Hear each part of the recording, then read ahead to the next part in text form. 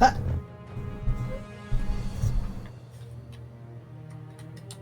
Hello.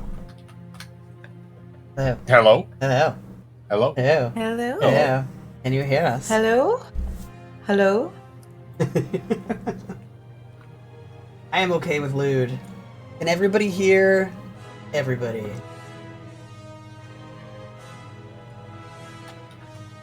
I can hear Woof.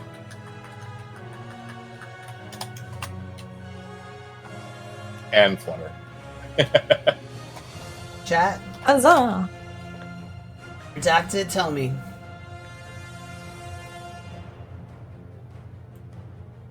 Oh, he's not here yet, I don't think. Not that I know of. Yeah. No, he's not in the chat.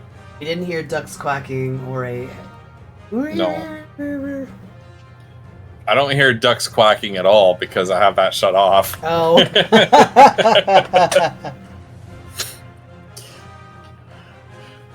Because he was using it to distract me while Oh I my was gosh. doing exposition. You would.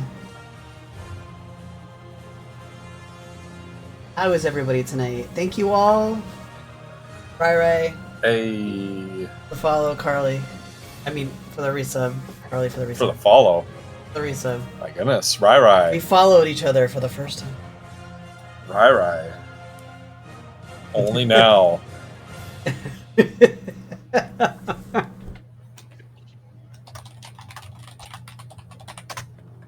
There. Here's another follow. No! Oh my god. Thank you, go.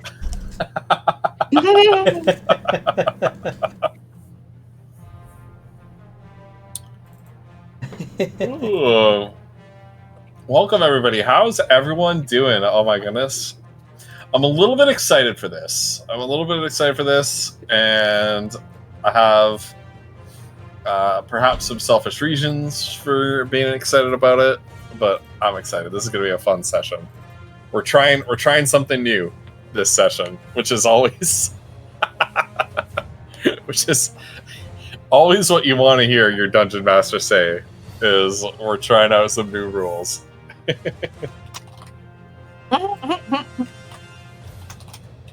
With you, Ghost Pepper, it's never a problem.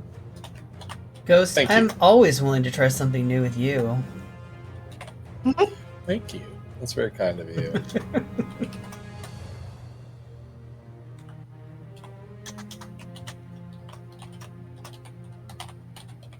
It's not PvP, sadly.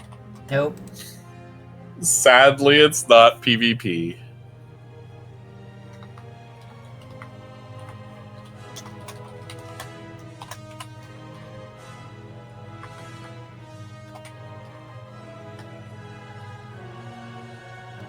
I feel like the only way that our characters would fight each other is if we're naked in a hot tub, which we've already done, so...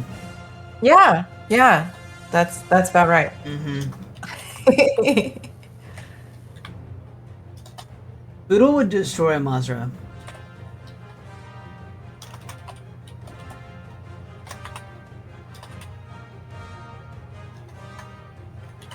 Well... maybe not if she could get really up close to him, but...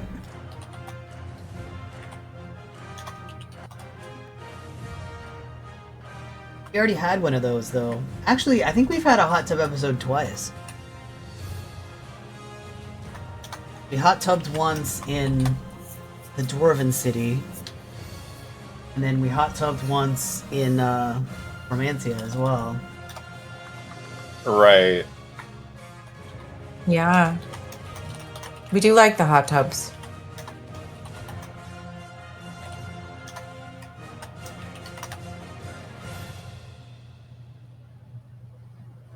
Scandalous.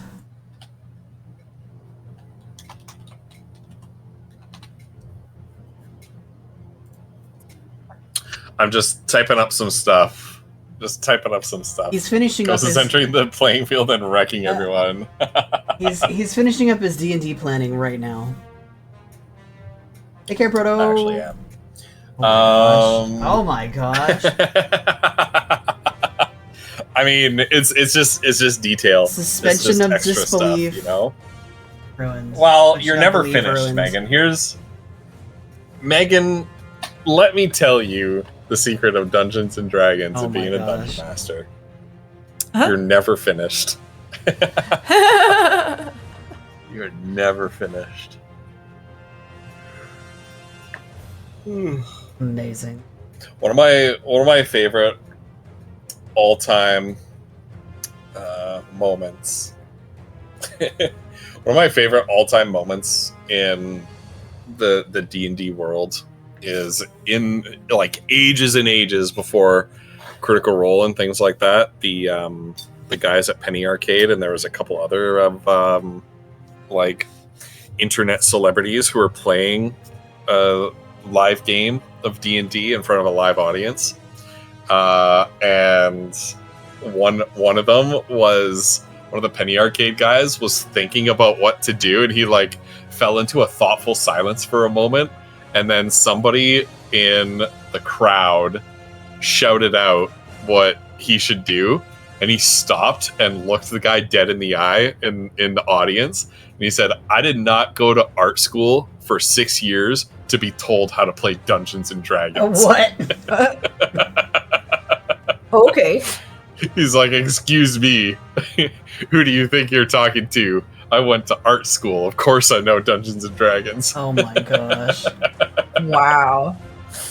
What else do you think I did?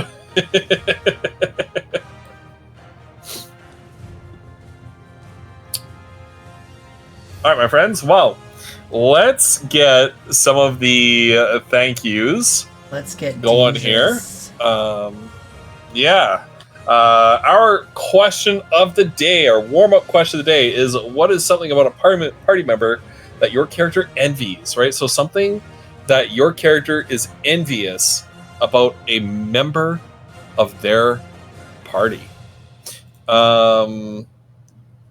So while we think about our answers to the questions, chat, we would, as always, like to invite you to share your thoughts about your party members, about your characters, and whether they're in D&D or any other TTRPG. It does not need to be D&D. Anyone who's near and dear to your heart. First thank you is to all of our past Ko-fi members for continually supporting us throughout this campaign. We use the revenues from our Ko-fi subscription to pay for subscriptions or Roll20 subscription, art commissions such as the wonderful animated pixel art tokens that you see displayed on your screen by Towel Cape Brigade, and a bunch of other goodies. So thank you so much to everybody who contributed to that subscription campaign. The campaign is now over as we are winding down our gameplay campaign here. But remember that if you still have redeems for every month that you were a Ko-fi member, you have a Wild Magic Surge, a Major Monster Mutation, a custom NPC or custom magic item to appear in the campaign. Second thank you is to Megan, aka Starborn Striker, in the chat, as well as Bow the Distance when they're able to be around, for being our resident rules lawyers. We truly appreciate helping us keep on the straight and narrow. So thank you so much for being our rules lawyers. Third thank you is to Vinyl Stencil for helping us to organize the bit redeems so that we can continue play when people use their bits to influence the game. And she helps us out with knowing what to do, right?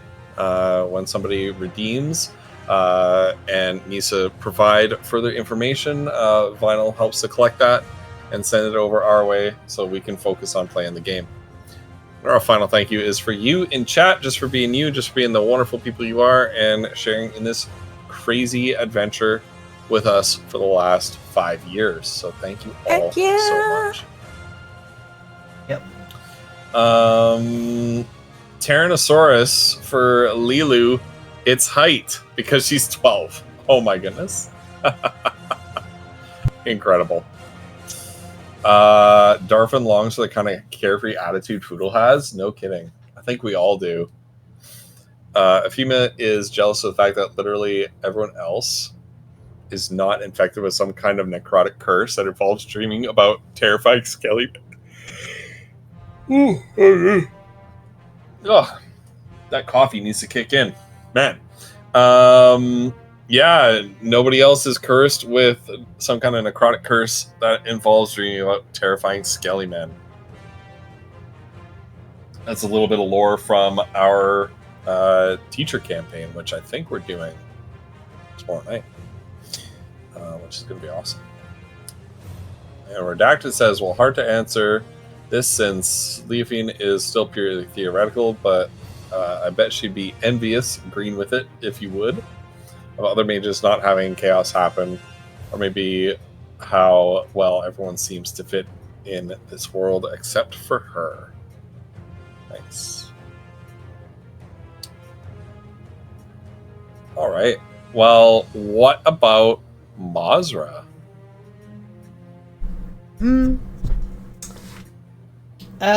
Well, I think that I don't think she gets jealous often, but I do think she maybe I don't know if jealous is the right word.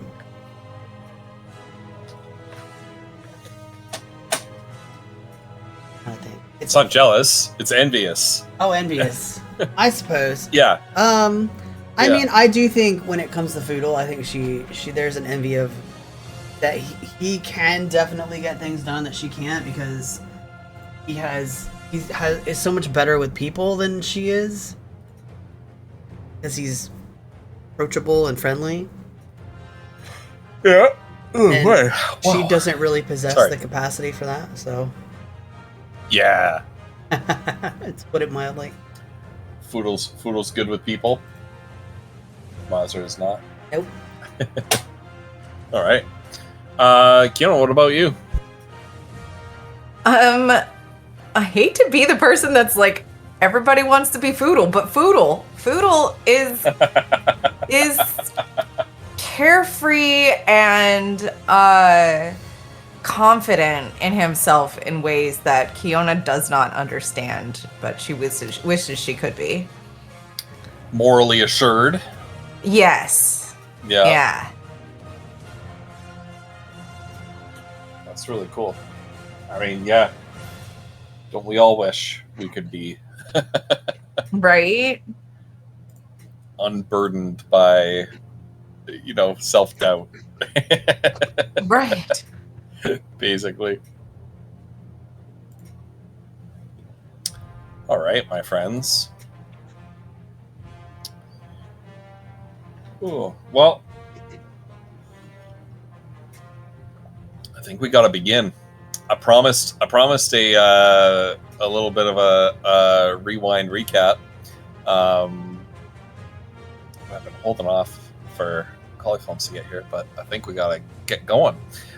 So, actually, out of the two of you, who can give us a recap of our last session, our Saturday mega session? Aside from Panic at the Dow Clash Disco. Yeah. Aside from that. Well, we started out with being attacked by the Luxari Gemini. They sent a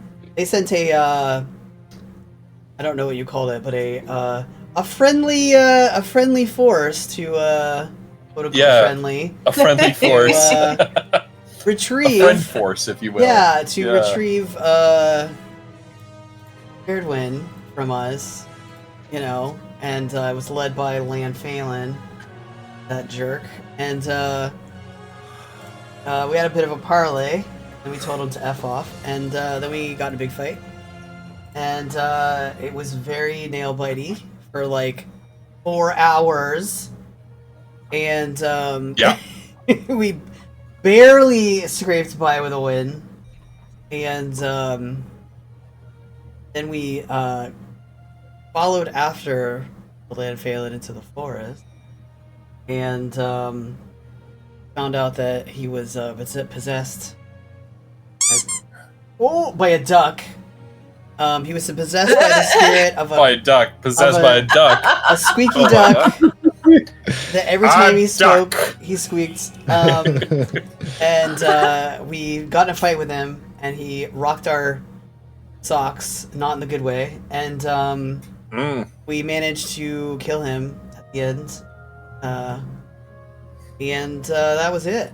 And then I just love Luxara that he was exploded. an actual challenge for you guys. Yeah, Luxara exploded. Yeah. Right. Yeah.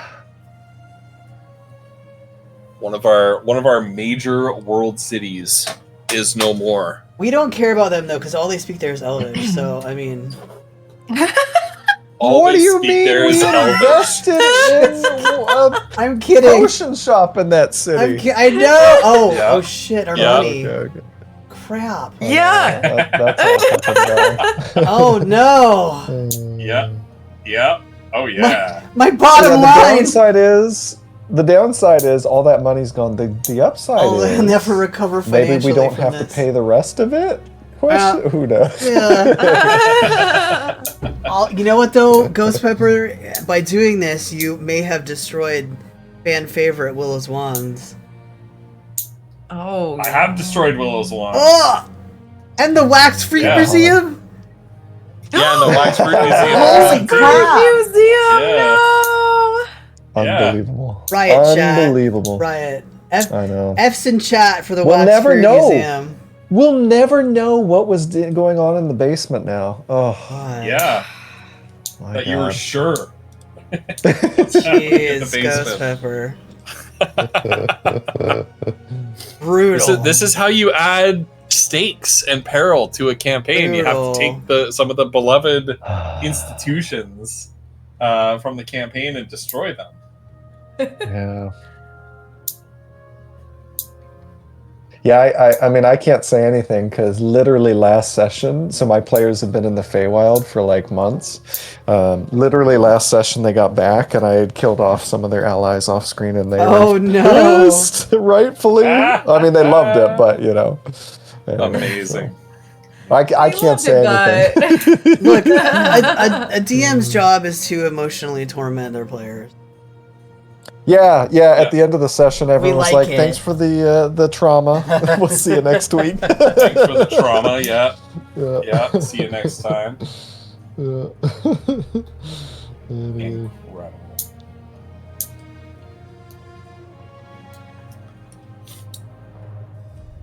But yeah. Alright. Anyway, I'm glad I'm here. Sorry I'm late. We're glad gosh, you're I got here. here as soon as I could. It's all good.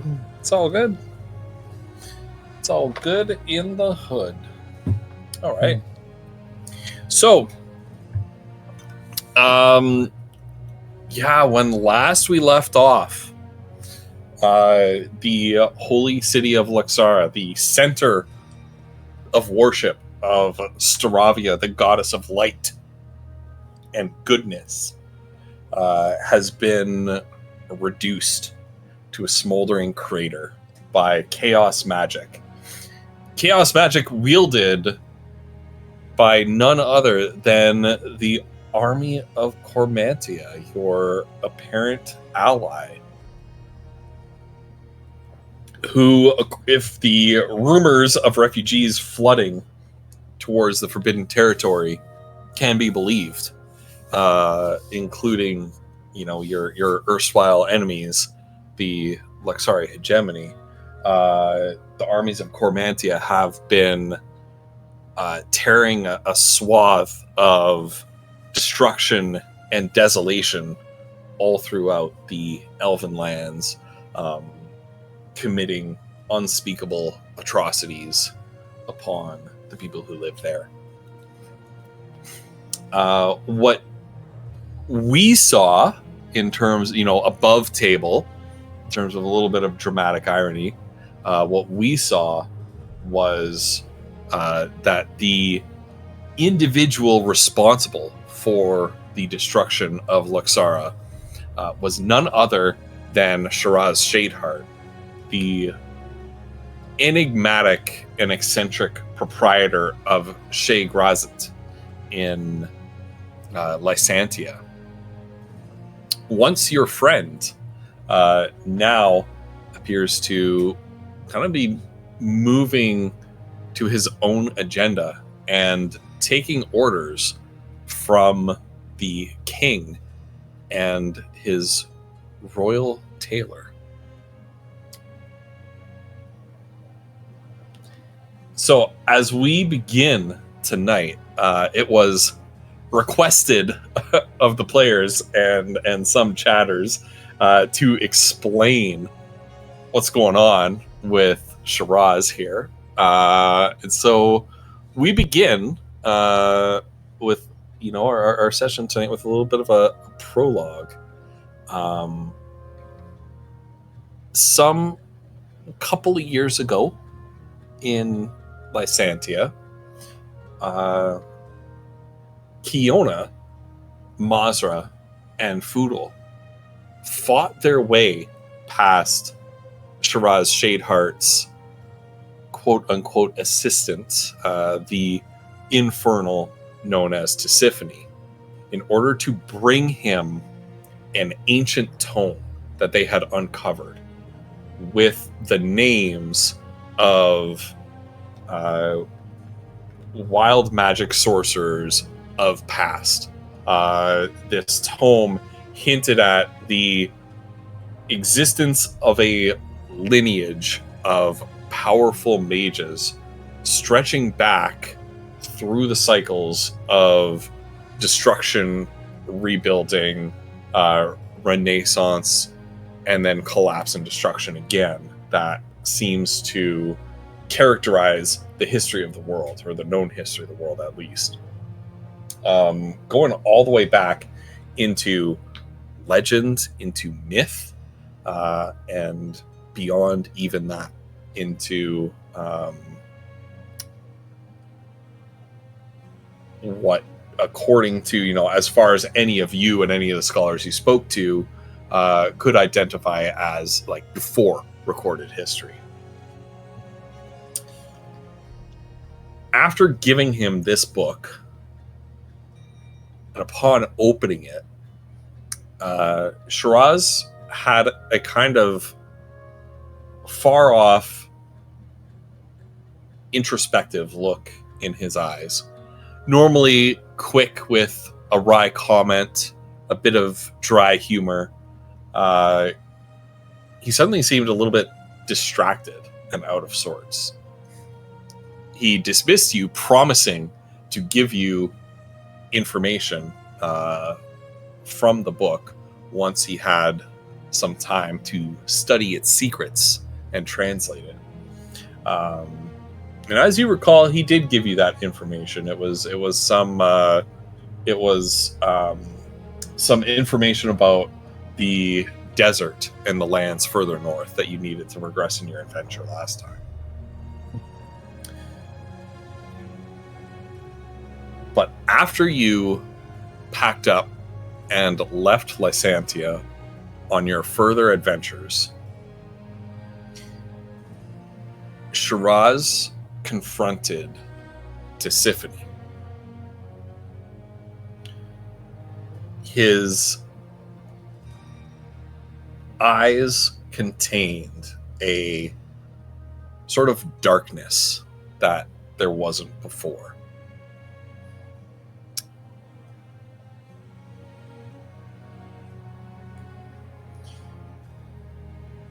You see Tisiphone's contract, which all infernals abide by, contains an important clause requested by Shiraz Shadeheart himself, that his memories were to never be restored to him.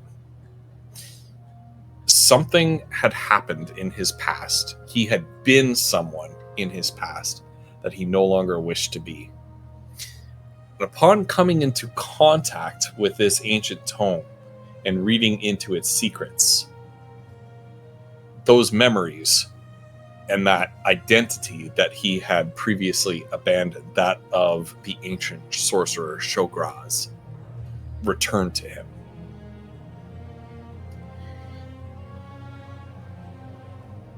of course, this meant that Tisiphone had failed to abide by her end of the contract through your actions, I might add.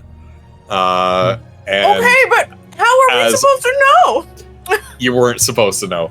That's life. Oh my gosh. There are things that we just don't know. And as a Fiona just consequence of thought that, he needed to know. yeah. Mind you, this is like 3 years ago. Yes. I do remember it very vividly, though, because Kioma almost died that day. Yep. And as a consequence for Tisiphone's failure to abide by her contract, certain protections around her were removed. Certain sanctions around her were lifted. She was defeated by, in a pitched battle inside of Shiraz's office. He subdued her, locked her away in his basement in an iron cage etched with magical sigils that dampened and nullified her infernal powers. Yes, the basement. And there she sat, given only meager sustenance for years, while you were off on your adventures, and while Shiraz Shadeheart and his apprentice, known as Erusian, patiently waited and plotted and set their plans in motion. That fucker. Dude, this is some bullshit. No fucking I kidding. mean, it's the best kind of bullshit, man. but like, oh, you're fucking kidding me. Oh my god. This is amazing was something- and awful. Yes, And this he's was got, something. and he's got the king in thrall. Mm. This was You just something get to have our boy. that I set this up in a sense of like there was some short-term need or short-term benefit to your actions. You couldn't foresee the long-term consequences. Tisiphone warned you not to do this. She tried to stop you from doing She it, did, yeah. but she never really had a positive relationship with you in the first place. And so you kind of, you would have been kind of going contrary to experience, personal experience with her, to kind of believe her Mhm. and go along with her telling you, do not give him this book, I have to stop you by any means necessary. Right. And of course with long-term consequences that you could not have known about. No. Well, and Kiona thought she thought she was freeing him. Mm-hmm. Well, I guess she kind of was, but she was. thought it for a good Yeah. reason. Yeah. I mean, we all did, right? Right. This is That's- fucking crazy. Oh my god. No, for real. Oh. Is our And of BB course- EG Chagraz?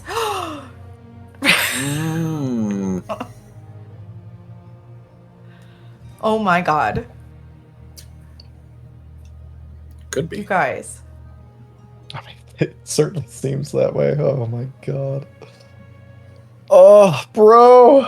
And of course, none of our player characters know this because No. they watched No. Luxara be destroyed in From afar. a great storm of chaos magic from miles and miles and miles away. And Kiona's wearing his ring, you guys.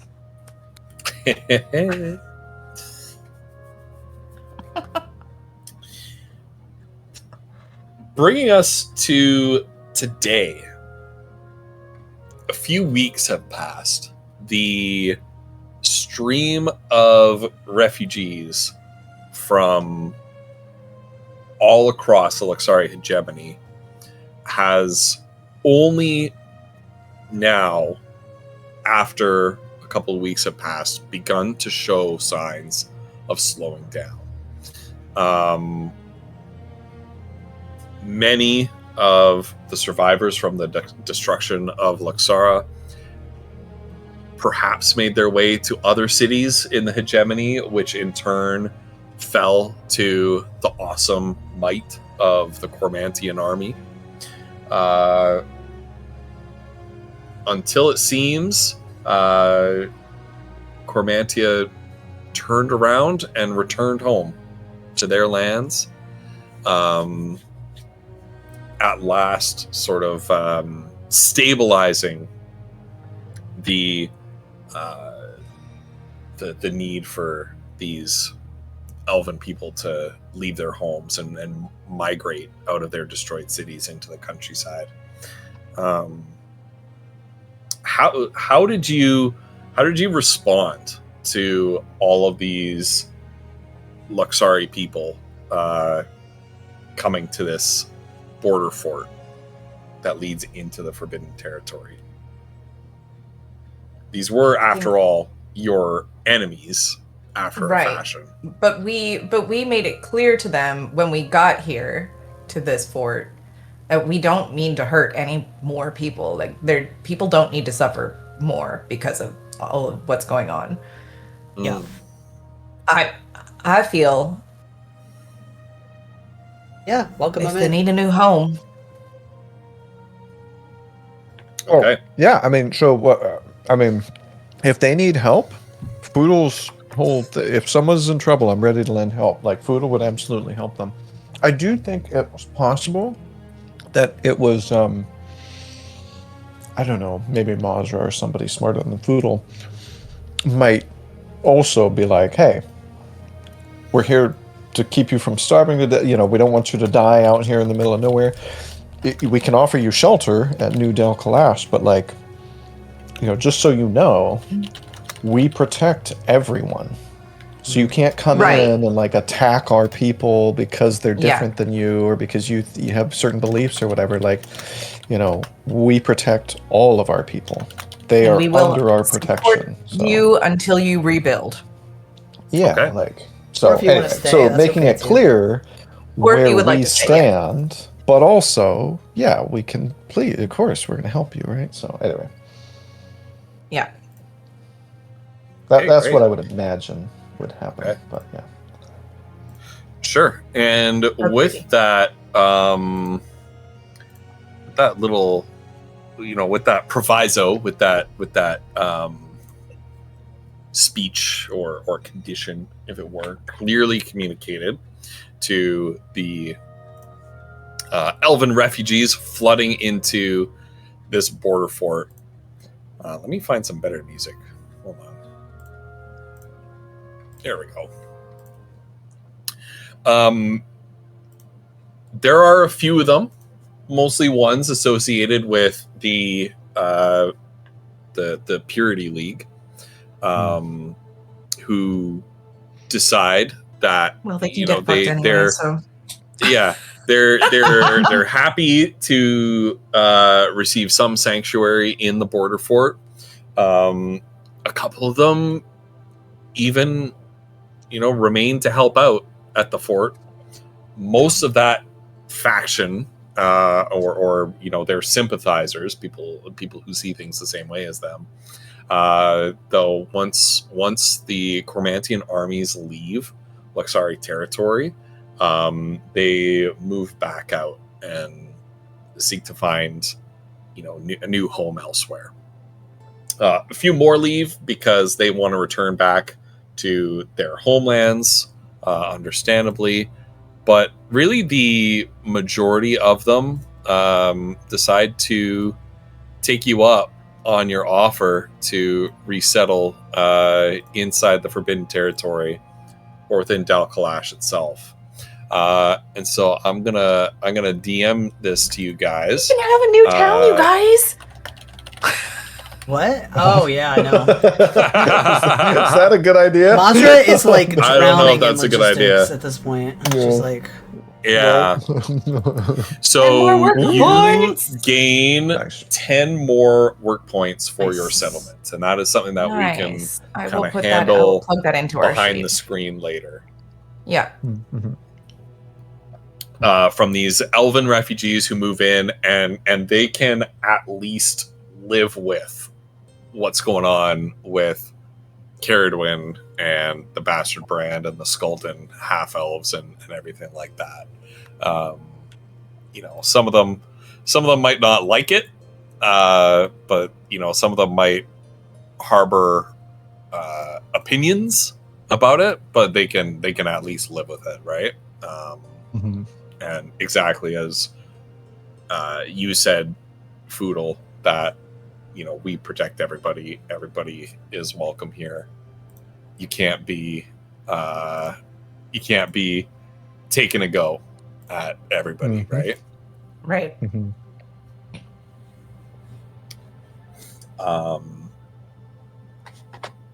Because they have experienced plenty of depredation, and they've experienced plenty of loss themselves, and you know, maybe they're okay with turning the page and moving past that, and this is an opportunity for them to do so. There's our warm-up question of the day for Foodle. What is something that Foodle's envious of when it comes to Mazra or Kiona? Or All right, indeed any of course, I just past took a bite. members of the party. Yeah. I mean, geez, where to start? Mazra's intelligence, Kiona's like charisma and ability to like really think through things. Like, my goodness, I mean, I feel like it's an endless list. Wow. if it makes you feel better, both of us said Foodle Yep. Yeah. for our answers. So. What the hell were you guys envious of Foodle? Foodle's a moron. No, he's Oh my so God. carefree and self-confident. That is No. that is something that Kiona wishes she could be. The moral Fair. certitude, right? That's Yeah. that's the one. Yeah. That's the word. Confidence in his own rightness. Or if Yeah. not That's not not his own always- rightness, the confidence in his own Yes. Yeah, I was gonna Yeah. say. Like that Yeah. things will go right. That things Yeah. are Mm, yeah. mhm. yeah. Or that ultimately he's making the right choice. Aw. Or, you know, and even if he pays Yeah. the price for his Right. ideals, it was still the right thing to do. Mhm. Um, Aw, you guys. So, my friends, in these couple of weeks that follow, you return to Dalkalash with regular reports from the border fort and the lieutenant who guards it, who now having been given the token of the Lanphalin station, has perhaps somewhat controversially taken up the mantle of the Lanphalin herself. Interesting. Yeah, if you recall, Lanphalin was an ancient Luxari hero, Right. who appeared in the Greyspires campaign that Cauliflumps PMs. But in the centuries since then, it's become more of a station that's passed down, like a title that's passed Right. down through Luxari society. And it's meant to be that the old Lanphalin, upon passing from this world, selects a new one, and by bringing the token to her as requested, she has been appointed the new one. Right. However, this certainly puts her at odds with what remains of the leadership within Right. the Luxari hegemony, because she now works for you, not for them. Yeah.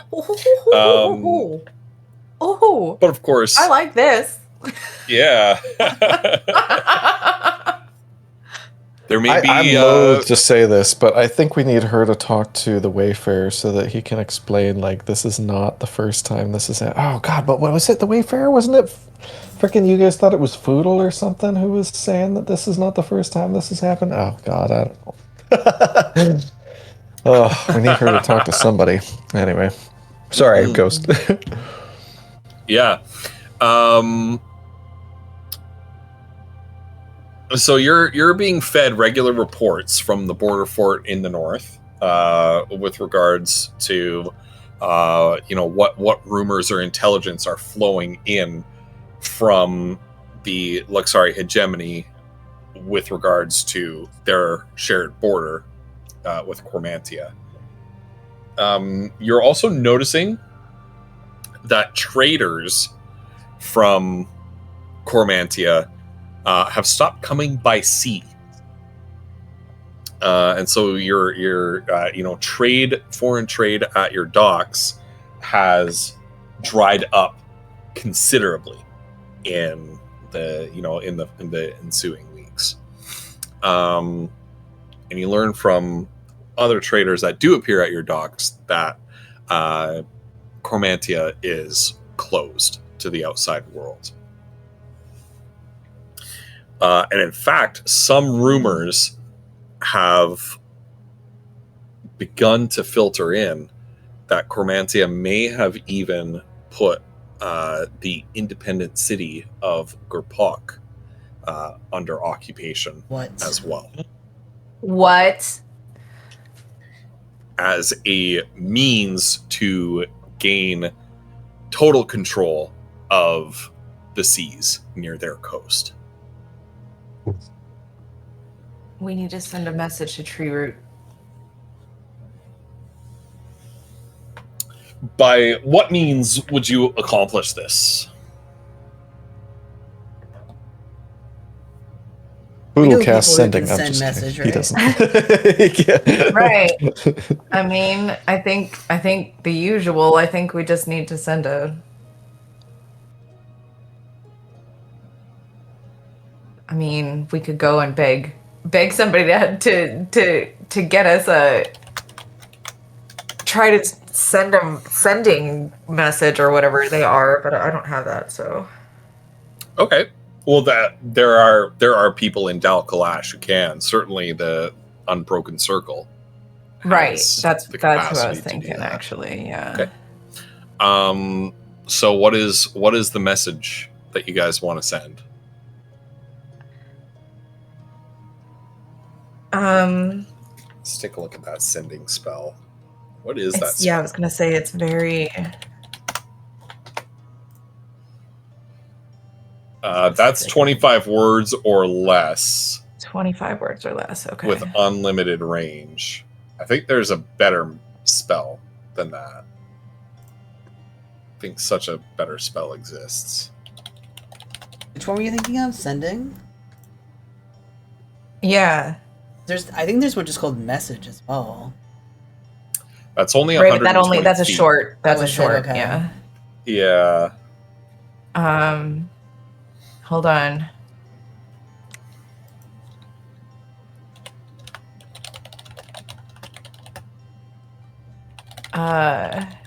What is the name of that city? I'm sorry. It Gurpok? popped out of my head. Gurpok. Yeah.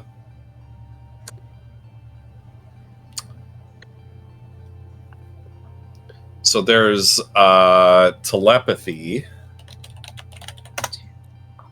6, 7, 8, 9, 10, 11, 12. Telepathy. I think I got and it. There is dream. Okay, 1, 2, 3, 4, 5, 6, 7, 8, 9, 10, 11, 12, 13, 14, 15, 16, 17, 18, 19, 20.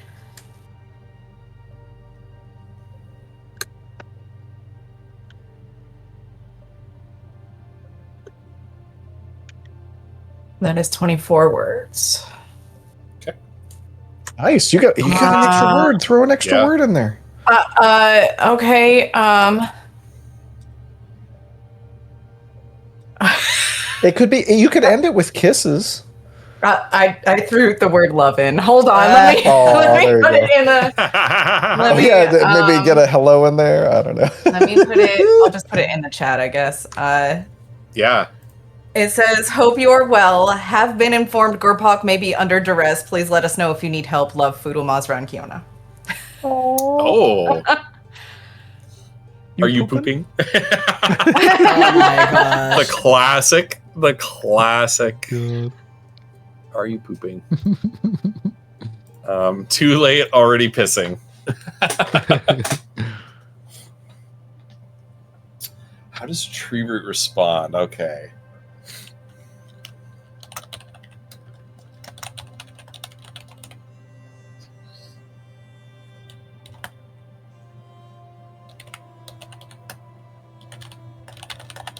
Oh, here, let me paste it in. You want me to swap over to the...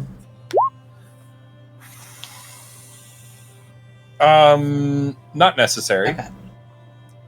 Not necessary.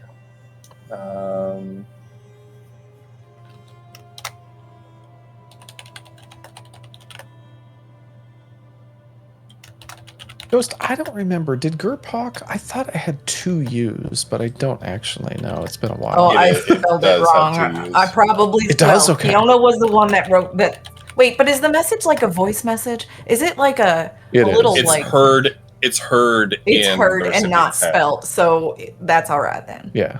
Oh, yeah, it's all good. She can It is misspell 2 all she U's, I wants. forgot I about just that. wanted it from my notes. I was like, I think? Anyway.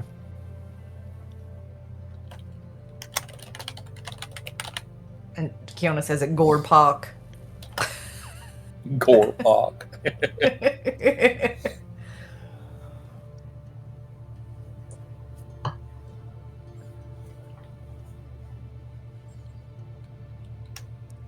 Ghost, while you're composing that, I'm going to be right back. I need to get some food.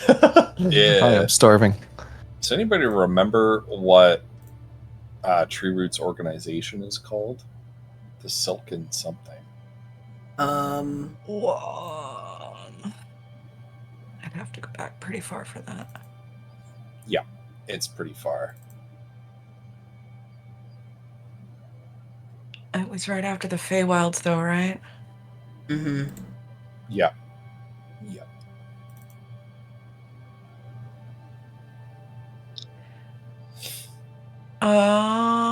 Wake from Gorpong. Silk Robe Silk Collective. Robe Collective. That's correct. Session 54. When we departed for the desert.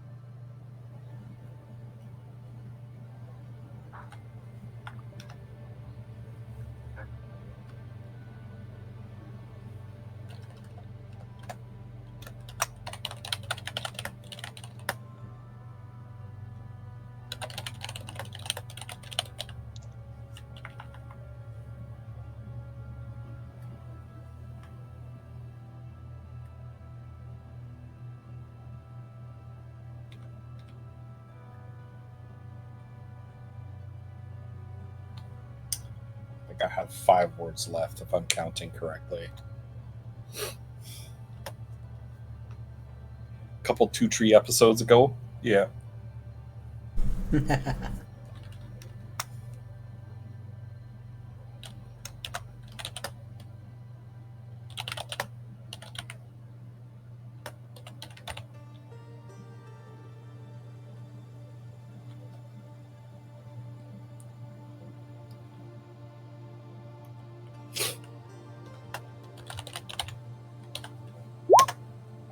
Okay, and the response you get back from Tree Root is goes as follows. Hello, friends. Sadly, you have been informed correctly. Gorpok under Comantia's boot. Most unpleasant. The collective still controls the shadows. Come have tea soon, children.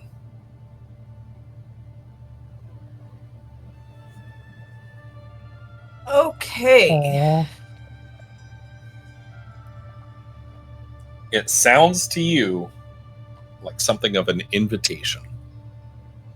Yeah. Mm-hmm. I mean, we need to help them, right? Definitely.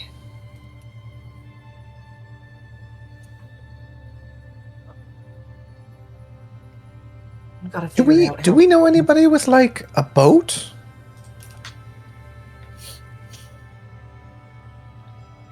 Yeah, we did that recently. Okay,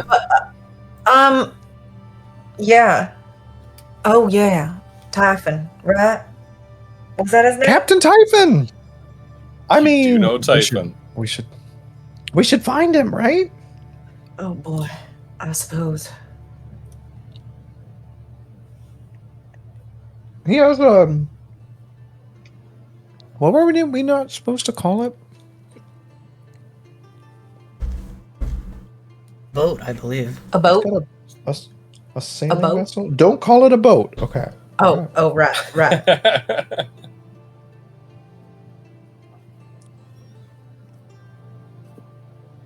A ship? Something? Something like that. Well, I mean, we could check the docks. Maybe he's down there. Sure. I mean, I want to help Tree Root, and I want to help the people of Gurpok. We haven't seen Tree Root in so long.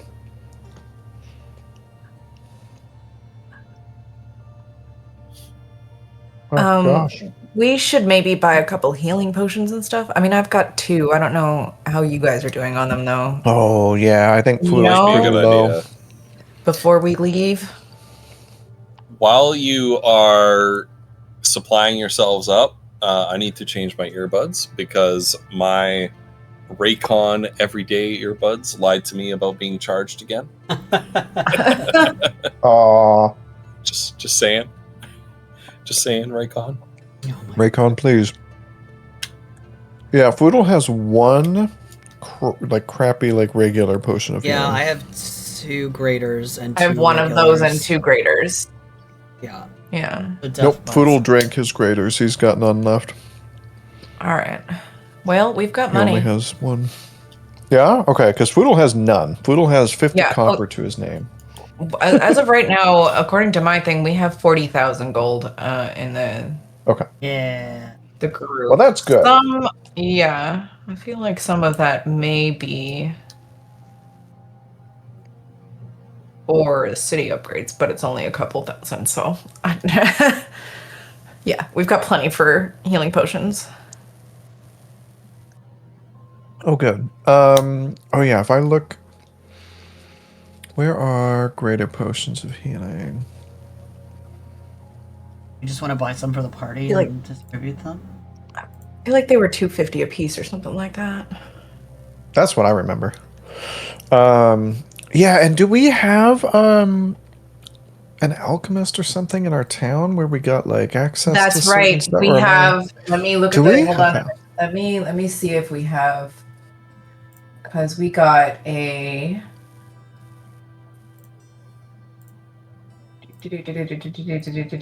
Herbalist, right? Oh, but that's not a potion person, but the potion person can give you cheaper potions because of it? Question mark. Hold on, let me look at the notes. Sorry,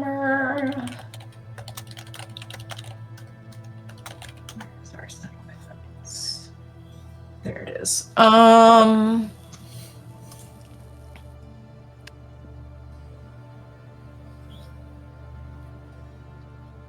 Oh, geez, really, Ghost? Man, I thought Raycon was really high quality. I've been thinking about That's switching. that's what I thought. I have some would not earbuds. recommend I will it. tell you what I have. I'll message you that have been amazing. Okay. Okay. Okay. Okay. My wife and I, we use JLabs, but we're not super happy with them. Yeah. But they've lasted longer than a year, so Yeah. anyway. It might have been a couple of years, but they don't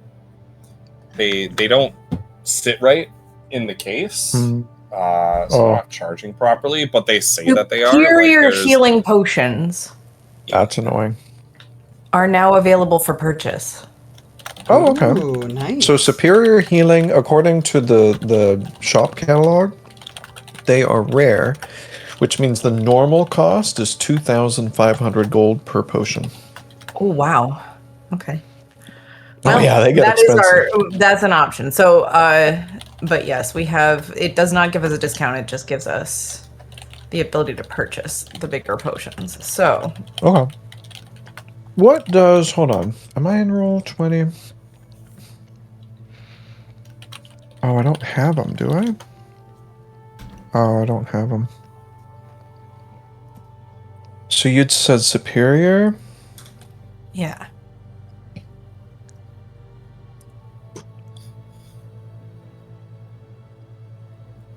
So it's 8d4 plus 8.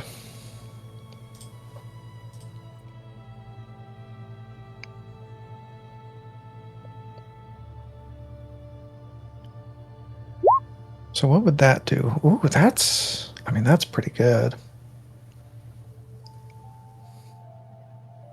Yeah. What's the max on that? 4 times 8 is 24, 32. So it would be 40 would be the maximum that you could... Like if you rolled all 4s, it would be 40 hit points. Hmm.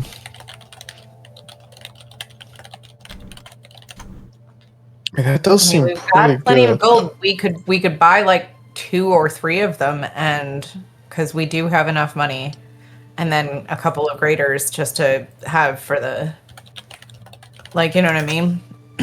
Yeah. If someone goes down, give them a superior, you know what I mean, or whatever, kind of like try to use them sparingly, obviously, but That could be. Honestly, if they're available, and we'd have to ask Ghost this, I think it might be better for us to buy greater potions of healing. yeah. And see if we can snag some... What is it? A potion of heroism. Because they're rare as well, so they cost the same amount. Yeah. Right. The thinking being, the potions of heroism, so they do 2 things, right? They give you kind of a mini bless effect, which means that you might take less damage, so you might not need a superior... You know what I mean? Like, it might be a mitigating effect, like a preventative thing, possibly. Because you could make a saving throw, maybe, with that extra d4 that you'd otherwise fail or whatever. I don't know. Anyway. But, yeah, I don't know if they're available. This is what kind of healing potion? Oh, we weren't talking about healing potions. Sorry, we were talking about heroism. Potions of heroism. Yeah. What category According does to that this, fit they're under? rare, but... Well, according to this, so rare. I'm looking at the D&D shop catalog. It says rare, Yeah. but I haven't, like, looked them up or anything. Yeah. No, that's good enough. 5e.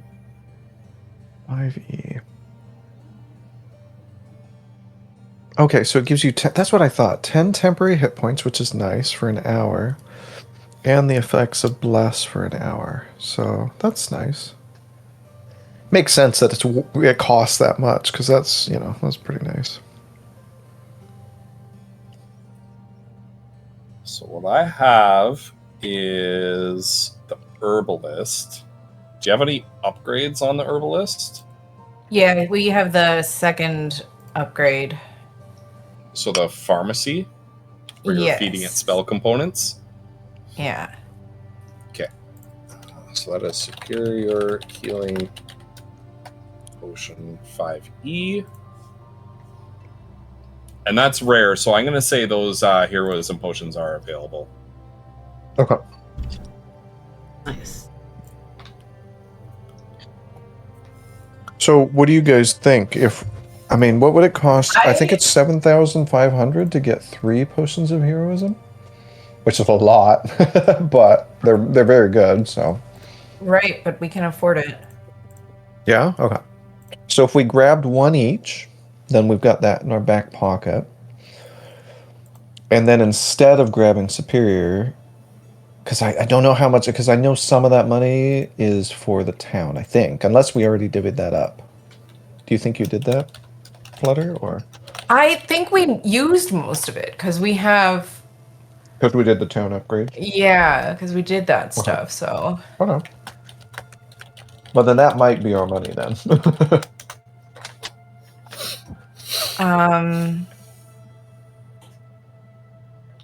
Yeah, I mean, I really think that. I feel like out of the amount that he said that we had to use toward the city, I think we only didn't use like 1 or 2 grand or something like that. Well, if you think we have the money, it's not a bad idea to get 3 potions of heroism, 3 superior healing potions, because that would be, oh gosh, 1,500, right? No, 15,000, That's right? okay. I'm listing them separately in the thing. Okay. Yeah. And then we could get like, I don't know. I have no greater healings, so having 2 of those would be great. We should and get a that's like couple of 500. yeah. I have You should get a 2 couple of in those. my Yeah. inventory as well. Yeah, Okay. I have 2 as well. So you just have to get the 2 free, right? Okay. So I'll get 2 for a poodle. And then we're good, I think. It sounds like. Yeah, and that's 500. Yeah, for 2 of those. I think, or is it? 500, It's yeah. 250 a piece. Yeah. Okay. Yeah. All right. Cool. So, and then each of us need to add a greater heroism. a potion of heroism and a Oh, and a superior, that's healing right. potion. Oh, okay. Mm-hmm. Okay.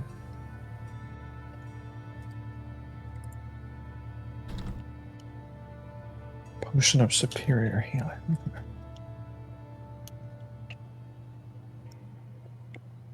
I don't even know what the last one does, like the supreme or whatever. Oh yeah, I have no idea. I've never even looked it up. Well, let's look it up now. 10d4 plus 20. Oh wow. Plus 20. That's pretty crazy. Imagine trying to roll that at a table. Oh, I know. 10d4. How annoying would that be? 10d4s, friends. Yeah. Holy crap. Yeah. Ooh, thank you, Woof. What? What'd I do? Oh, the link you sent. Well, thanks for the link. What? Thank you for the link. that Oh, you sent. sorry. Oh my gosh. I'm like, what? Huh? Oh my god. I don't know if the average is 50, but I just rolled 50. That's crazy. Ah. Nice. Nice. There's no way that's the average. Look at all those 4s and 3s. I think the maximum, that would be 40. I think the maximum is 60, so I rolled very well.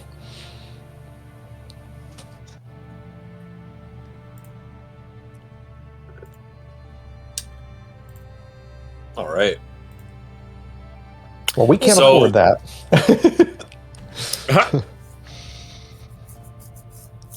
So you guys heading down to the docks? Yes. Yeah, does anyone else need anything else? Is it supreme healing? Is that what it is? Superior. Nope, superior. I don't see the 20.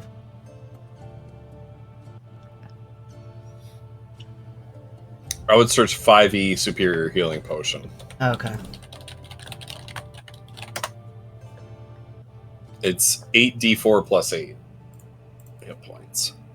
Yeah, and I added a macro, so I just have like a little button at the bottom of the screen that I can just push. Oh yeah, that's right. Okay, I have that too, and I Definitely just recommend forgot. I have to put one in. I have to remember how to do that though.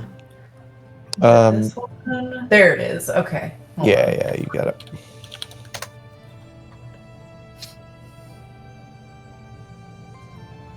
I love doing that. That way I don't have to type out all that garbage. So I'm never going to remember that. Oh my gosh, that snowman emote is so cute. I just noticed that. Oh, snow All right. worries. That's amazing. All right. Are we ready to move on? Yes. How many? What was that? Say that again one more time. I'm sorry. How many D4 plus 8? 8d4 plus 8. 8D4 plus 8. Okay. Thank you. Okay, ready. Yeah. Okay. So you move to the docks, and normally what you see down at the docks is a diversity of different ships coming from different lands. Let me just get some. Oh, this is way too happy for what's going on. That's better. Yeah, there we go. Unable to play marketplace ambiance. What? Oh, well. Rude. Whatever. Fine. Be like that, Kenku. Normally there's a diversity of ships from all different places, all different lands, parked at the docks. Lately, things have been looking like a little bit more samey, as ships from Cormantia and Gurpak, probably the two main sources of foreign ships coming into the docks at Pharos, have really dried up. There are a few familiar ships that sit in dock, mostly not going anywhere. One of them in particular you recognize as the Squall. That's right. It was called the Morbius, actually. I remember now. He morbed all over the place. It's Morbin time. Named after a character in the D&D campaign where Typhon is a player character. One of his party members is named Morbius, who... Oh my god. It was that player's, like, first or second time playing D&D, and he just basically wanted to recreate Morbius from the movie. That's amazing. That's amazing. That's so amazing. I love it. And he's also never seen the movie. That's even better. Oh, I mean, I've never seen it, so hey, that's so funny. You're not missing anything. Yeah, no, that's kind of what I figured. There's literally a point. There's literally a point in the movie where I said to Megan, I don't understand what the big deal is with this movie. It's not great, but it's just sort of an inoffensive mid-quality Marvel superhero movie. And then the final act started, and from me saying, I don't understand. This movie's not really that bad. 5 minutes later, I was up and storming out of the room because I was so I was so mad at how stupid the movie was. Oh god.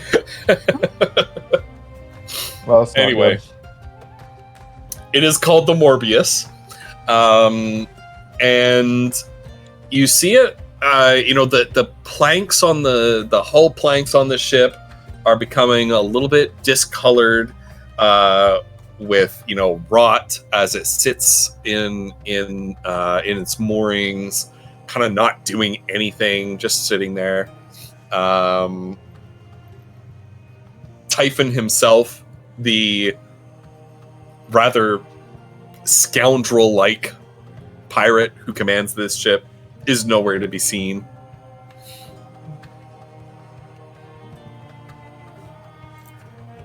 Well, guess we must look for him.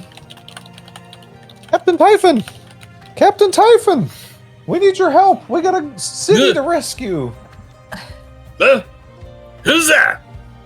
It's me, Friel Shepin.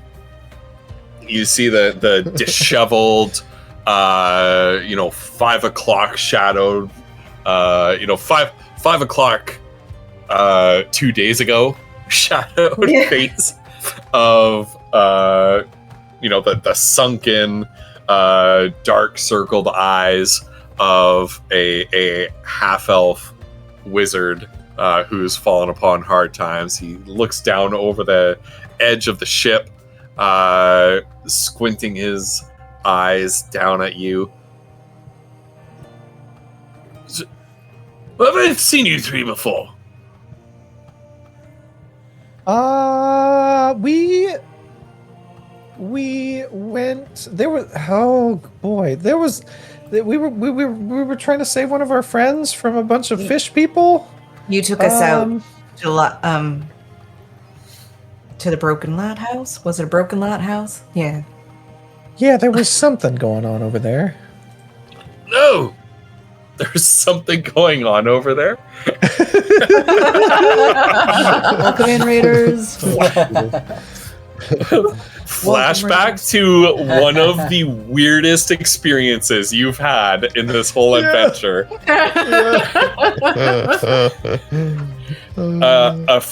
Meeting a forgotten goddess. No, not meeting a forgotten goddess. Meeting Staravia herself, remembering her dead sister before taking off to wherever it is the gods are leaving for.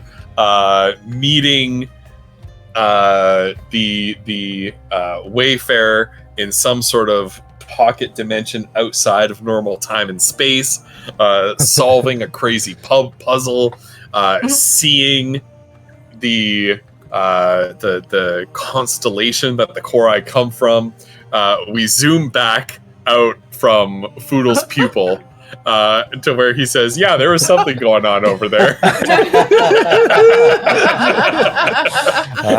The mind of Foodle. He's a real wordsmith, you know? We should have Foodle do more of the talking, really. Oh my gosh. Something happened. I'm not really sure what, but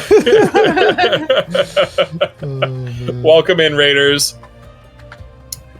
Who the Yeah, how was it? Oops, sorry. But, Yeah, how was it? Who won? oh my gosh. You three. Well, what do you want? We Well, have a what's the city to problem? save. Huh? You want to make Which some? city? Don't. You want to make some money? Yes? Well, we have a proposition for you. Oh, proposition. I mean, at least let me get myself cleaned up first. Not that kind of proposition. Oh, We want your boat, not you. But I that's suppose you disappointing. come along with it. So Foster, don't say that. yes. I do come along with... Wait, unboat! He's kind of like in this hungover haze, and it takes him a moment until you see sort of this assemblage of like wood flying out from somewhere in his pocket, and he just shouts unboat and sort of clamps it back down. Haven't I told you three to never ever say the B-O-A-T word? we need I do your kind of remember something like that. ship. Yes, sir, Captain, sir. We need that thing Well, that what do you goes in need the it water for? to take us to Gorpok. Yes, you can call it a ship.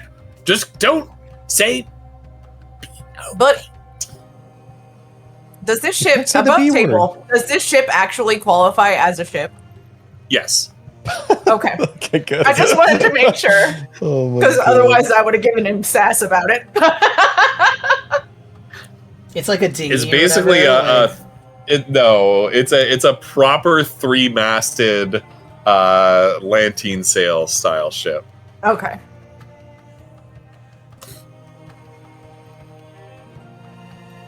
Expedition 133 won everything. Good, because it deserves it. It's an amazing game. I need to play that. Me too. Yeah, it's so good. It's sitting in my Um, inventory. Well, what do you need it for? We need you to take us to Gurpok.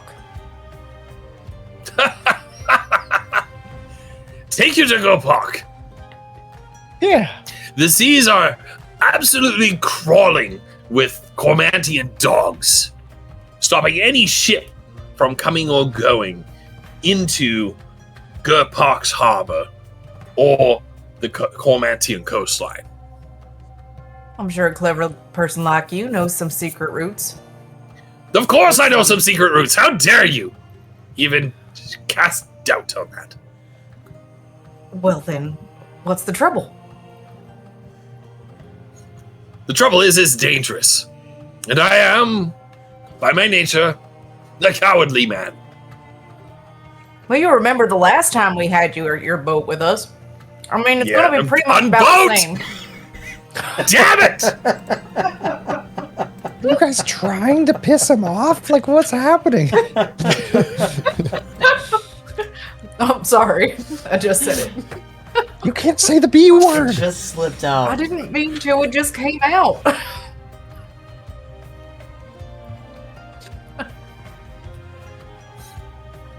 We How much need... money do you need to make it worth your while?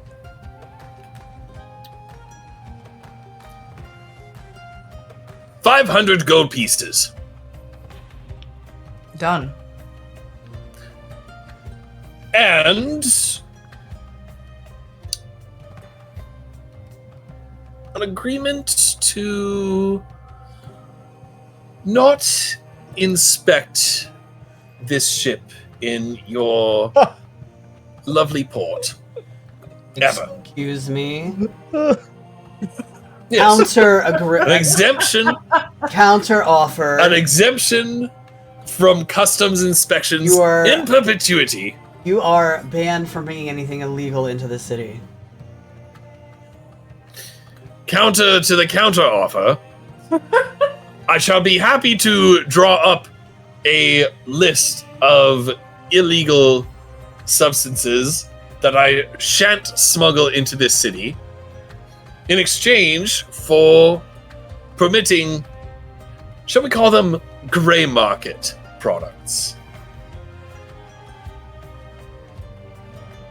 What's he talking about, Fine Mazra? gray market. What gray market? Things Not- of less than reputable value. I shan't be bringing in slaves or narcotics or the like. However, I wouldn't mind being exempted from customs inspections for products like exotic fruits or perhaps the occasional silk rug.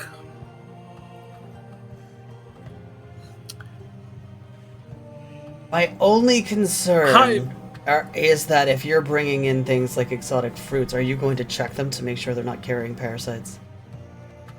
Always.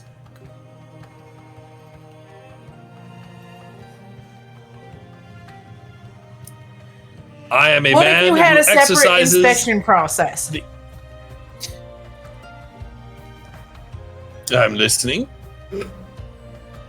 What if we have a certain inspector that comes to see your ship and understands the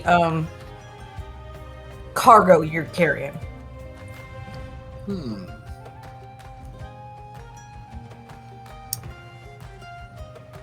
I'd like it to be him. And Typhon points down at Foodle. Oh my god. Well, not one of us. We're busy. I mean, I could do it. As long as I'm here. Right, but when you're not here, It's your choice, Foodle. Yeah, I mean, I can do it if I'm here. If I'm not here, though, yeah, we'll probably need somebody special. you would it need to sounds like. assign somebody to do it. Right. Okay. Yeah, I'll put Aunt Carly That in understands. charge. Mm, As Is long as this- she agrees to it. Carly Shepin the gnome? Yeah. No. She won't do it all. No. Oh, okay.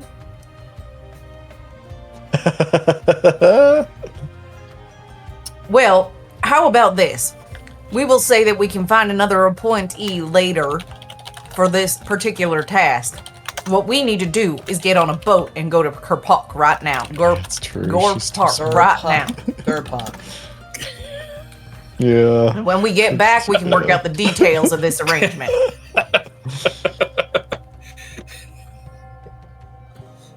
Yeah, we'll find somebody that we can agree on, right, Captain Typhon? Indeed. Okay. Yeah, Typhon needs somebody who will be like looking at the cargo, and I could just imagine Foodle being like, yes. Well, everything looks to be in order. Amazing. Yeah. Oh yeah.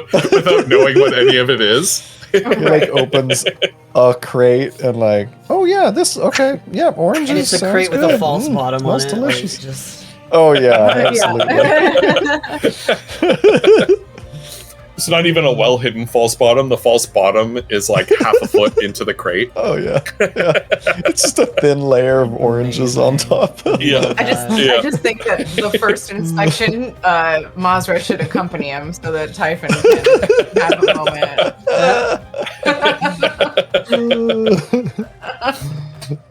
Yeah. Sorry to reject Aunt Carly, but she's way too smart. Yeah. She's way too smart for this. Yeah.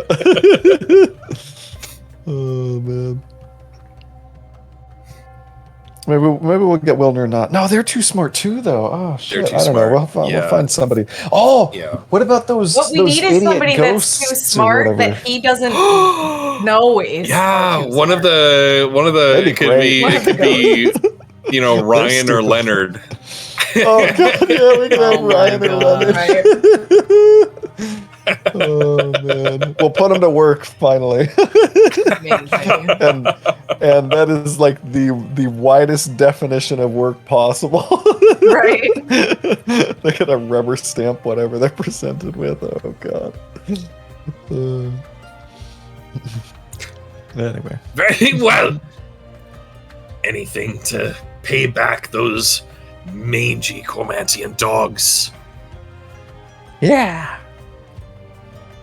That's the attitude. It's been we need. entirely too difficult to do any piracy on the high seas with them swarming everywhere like gnats. Ugh. Tell me about it.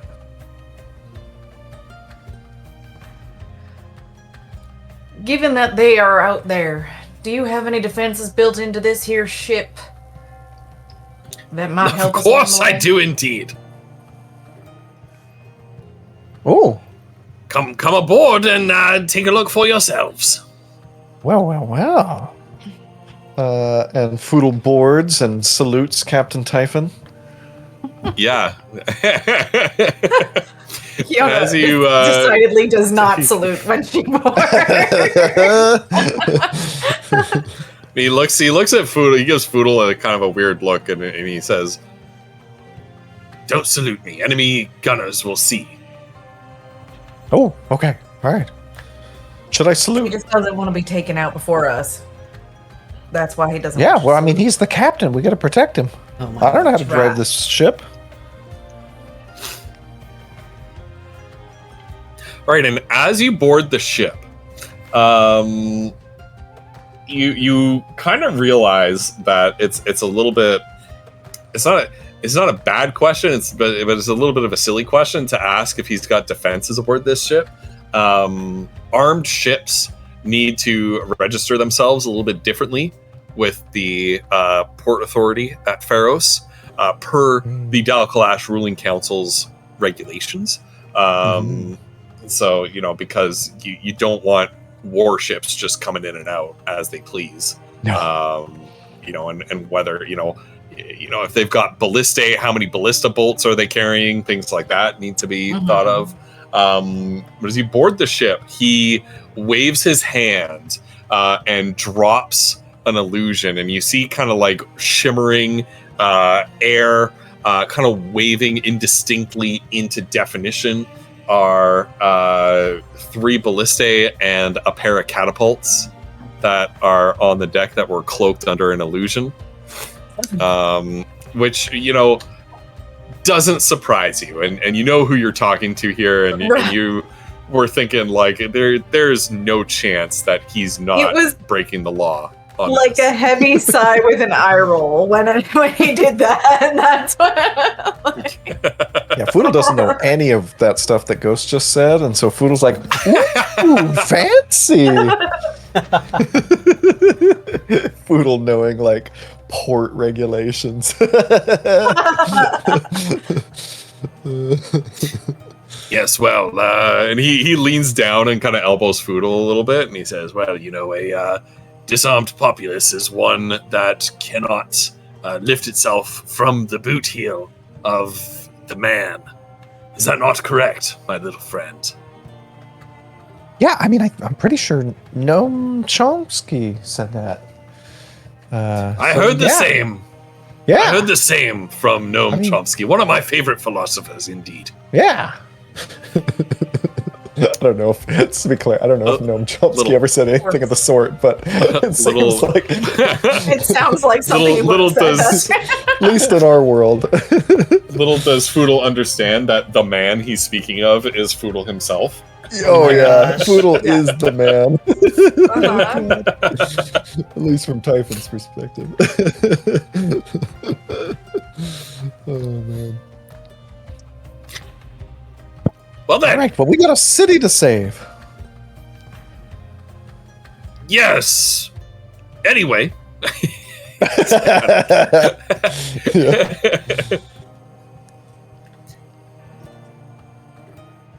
Are you ready to depart immediately then?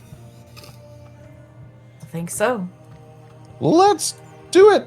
So what do we yes. say? Like set sail or That's the weigh one. the anchor. Sure. Why do you have to weigh the anchor every time? By the way, I was wondering that last time. Like, wouldn't it weigh the same every time, or? It's too much to explain. Ghost Pepper doesn't know. You know what though? We're gonna be I thought for sure. That's so funny. we're gonna be at sea for a Typhon while, so you is- can explain it then. So Typhon doesn't feel like explaining it right now. Yeah, no, that's fair. It's just to me to lift it. That's it. Yeah. Well, I know that means to lift it, but why Right. why it's called weighing it, I'm not sure. I mean, that's But in any sense, Typhon, like a look of pure joy, like a child on a festival morning, flashes through his eyes, and he rubs his hands together. This ship should require probably days to make preparations to depart on a voyage like this. But Typhon seems to be ready now. And you realize that he's just been itching. He's just been itching to get out on the seas, and he's kept this ship prepared to head out at a moment's notice. He's just needed a purpose to set sail. And so he weighs the anchor and sets sail, pulling the ship out of the harbor, turning, catching the wind in its triangular lantine sails, and heading out into Pharos Bay. And then into the wider sea. It's a nautical term meaning to raise the ship's anchor from the seabed so the vessel can get underway and sail, a process involving heaving up the chain or rode until the because you are anchor breaks weighing free, the comes anchor. away. You're weighing the anchor. And is- By lifting So it. yeah, weighing the Vessel anchor would be the spotted. opposite of away. You're lifting it. right? Which Yeah. would be No. Right. No. Away is lifting it. Anchors away. Oh, weighing you're- is. Yeah. Oh, it's not. Oh, Yeah. okay. Yeah. Oh, okay. And yeah, then That's true. Megan's You would- second, you would pull the so lines. You wouldn't weigh Yeah. it. Right, gotcha. Yeah. Okay, that makes sense. You- 'Cause yeah, why you would wouldn't tied have to- it. You'd be tied Yeah. to the rock. Yeah. Yeah, Yeah, that that's makes correct. sense. Right. Okay. Anchors for when Right, there's right, right, nothing right. around to tie to. Oh, so it is the opposite. Oh wait, no. It is. Yes, they're the same. Away and way is this. Okay, interesting. Yeah. Anchors away. Yeah, because you're weighing them. Interesting. Yeah, that's very confusing. Anyway. Oh, English. You're crazy. lifting. That's right. Oh, English. It's like a lift weight. You know, when you lift something. No, there's I mean, a- I there are get hooks that, and but stuff how that- can weighing and away be the same thing? That's crazy to me. yeah. It's like How is that the flammable and same? inflammable. It's like Yeah, flammable and inflammable. Yeah. That Um, drives me nuts. Anyway, I won't get into it. And so you head out to sea, the wind at your backs, as the breeze carries you out beyond the harbor of Dalkalash and into the wider sea. Ghost, before you get too Yeah. deep into any narration that's about to happen, can we Yeah. do performance checks for like a sea shanty to see how well we do? Yes. Well, I mean, we Yes. got to do a sea shanty, right? Monster Oh, we can do Yeah. a sea shanty. Mozart will abstain. I fucking knew it. she knew will it. be there for moral support. Oh, that's not performance? No. Thank you. Oh no, it's What? worse. Turns out Kiona can't It's worse. sing. Okay, Or Kiona is only an average Oh my singer, gosh. Oh, I guess. Hey, Plus Shixie. 2? Oh, Oh, my no. gosh. Roll high, I guess. Could I do a? I don't know. You should Roll switch 20 hates us to tonight, you guys. I can tell you already. should switch to the roll 20 view. Oh yes. Terrible. Okay. Okay, that's insane. So I rolled a 17. 'Cause he's only got a plus 2. Apparently, Foodle loves some sea shanties. Just roll high. Oh, Foodle, yeah, he's loving this. He's For the dancing, he's singing. Thank you for the hydrate. Meg, thank you for the Ooh, hydrate. Look at Shigsy, this. welcome. How are you doing? Megan. You know, I gotta say, the Morbius looks way cooler than its name might suggest. No? Nobody? Sorry, what? What? Morbius? I said the Morbius looks way cooler than its name would suggest. Yeah. Woof, what are you doing? Also, Shigsy, that was it's Morbin time. Oh my god. Shigsy, your greeting was very apropos. Oh my goodness. Yup. I don't know if that was Yup. meant to be or that's your Yup. standard greeting, but that was great. Okay. Actually, I need to move this down here because I need that I was space. gonna delete it, but okay.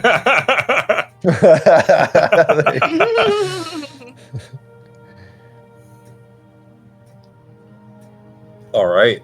So Foodle turns out to be really good at sea shanties. And of course, Typhon wanting to get in good with his newly appointed official customs inspector is happy to join Foodle in a round of musical carousing. All right. Now, as you get out to sea, Typhon gathers you round in the captain's quarters.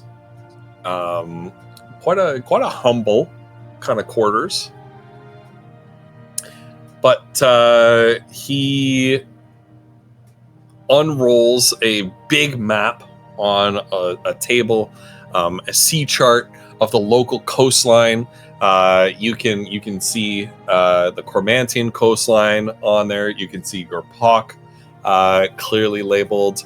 The map shows some of the riverways that flow out from the continental shelf into the sea. One of those rivers clearly showing Lysantia, the capital city of Cormantia, on there as well. And all the way down on the coastline, some more coast kind of drawn in onto a blank section of the map that's been stapled on with sort of these leather ties onto the existing map. as the coast of the Forbidden Territory is so recently mapped out as well. And it looks like Typhon has done this section of the charting himself over time, sailing back and forth up and down the crescent-shaped coast of your new homeland. Now, my friends, we do need to turn the topic to something rather more serious. Oh? As you know, these seas are crawling with Cormantian sea dogs, preventing any ships from moving in or out of their accursed waters. Wow, that's a We are lot of quite water likely- walking. Indeed. We're quite likely to run into 3 Cormantian vessels that ply these waters, looking for intruders into their seas. The Basilisk, small and nimble. The Ouroboros, a formidable warship. And one of the largest ships in Cormantia's fleet, the Manticore. We shan't want to run into them unprepared. Yeah, I mean, ooh, they sound dangerous. Did you say Manticore, Basilisk, and Ouroboros? Yeah, Basilisk, Okay. Ouroboros, and Manticore in order of their size from smallest to largest. Oh, I see. Okay, let me swap that then. Perfect. Thank you.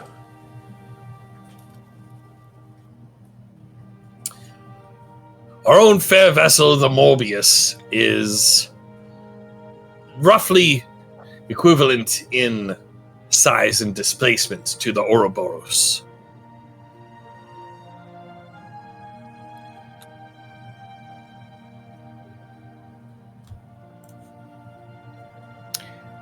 Now, each of you 3 will need to assist me in the operation of this vessel, should it come to being spotted by any of these 3 ships. Yeah, I mean, all those cool stuff on top of the deck, like, I could shoot that stuff. Very well, you shall be our gunner. He salutes and then is like, oh, wait, no, sorry. Don't do that. Right, sorry. Sorry, Captain. I can be a competent helmsman or a ship's spellcaster, I mean, but I would need I somebody feel like I would be better to. at the spell casting. Then please do. But while I operate the helm, I will need someone to be the overall eyes and ears of our operation, coordinating all the other activities on this ship. Me.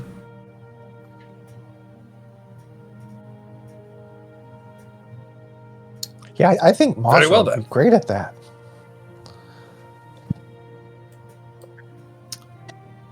Very well then.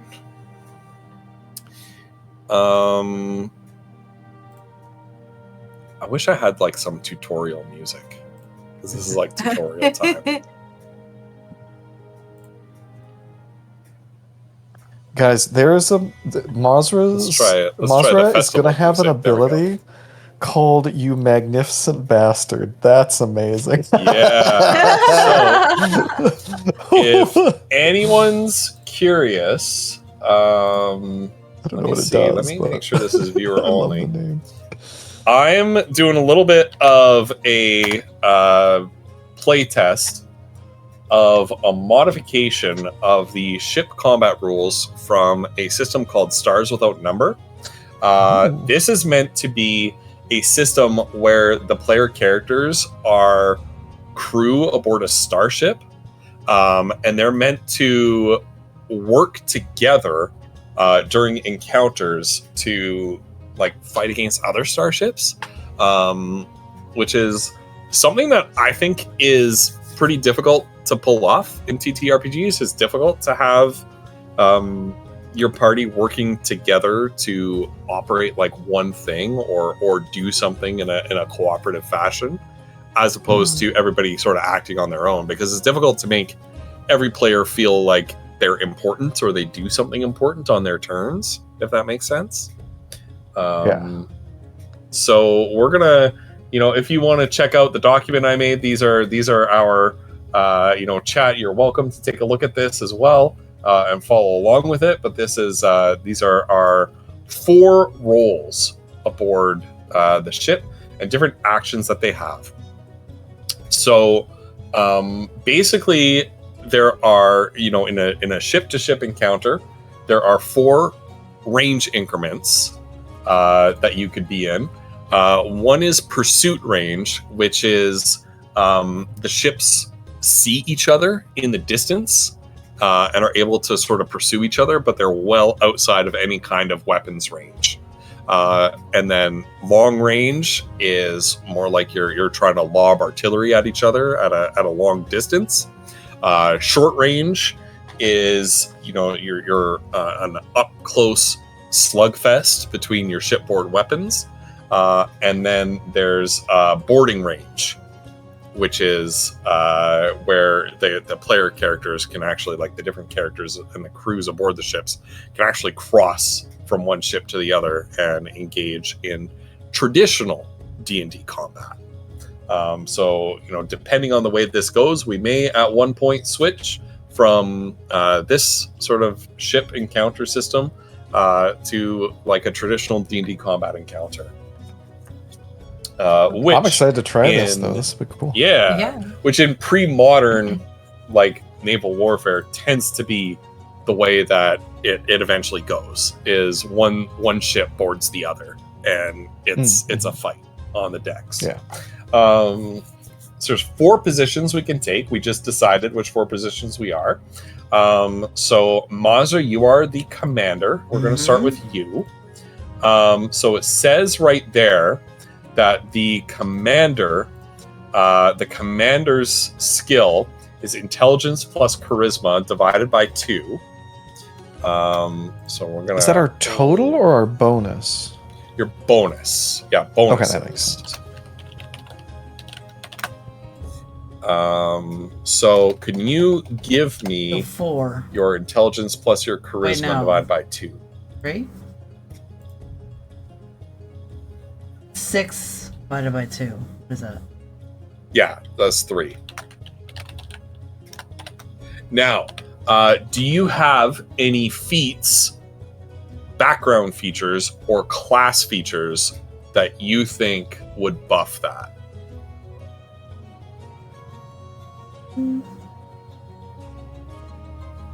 So it says that relevant feats, and it says background features, but I'm going to include class features as well. Right. Can pile on together to give additional bonuses. Just have skill expert as a feat, and she has skill expert in like all the charisma skills. Okay. Yeah, if she has skill expert in all the charisma skills, then I'll say that counts for a +1.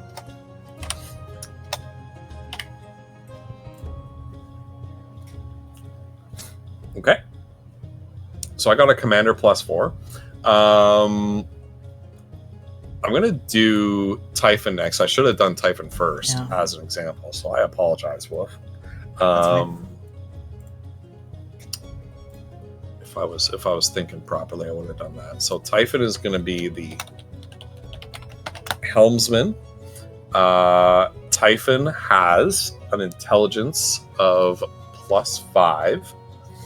And what's the other one? A dexterity of +1. So he's a +6 as well. So he'll be a +3. But his background is also sailor. So we'll give him an extra 1. So he has like tool proficiency in sailing watercraft, as well as in navigation. So we'll give him a +1 for that.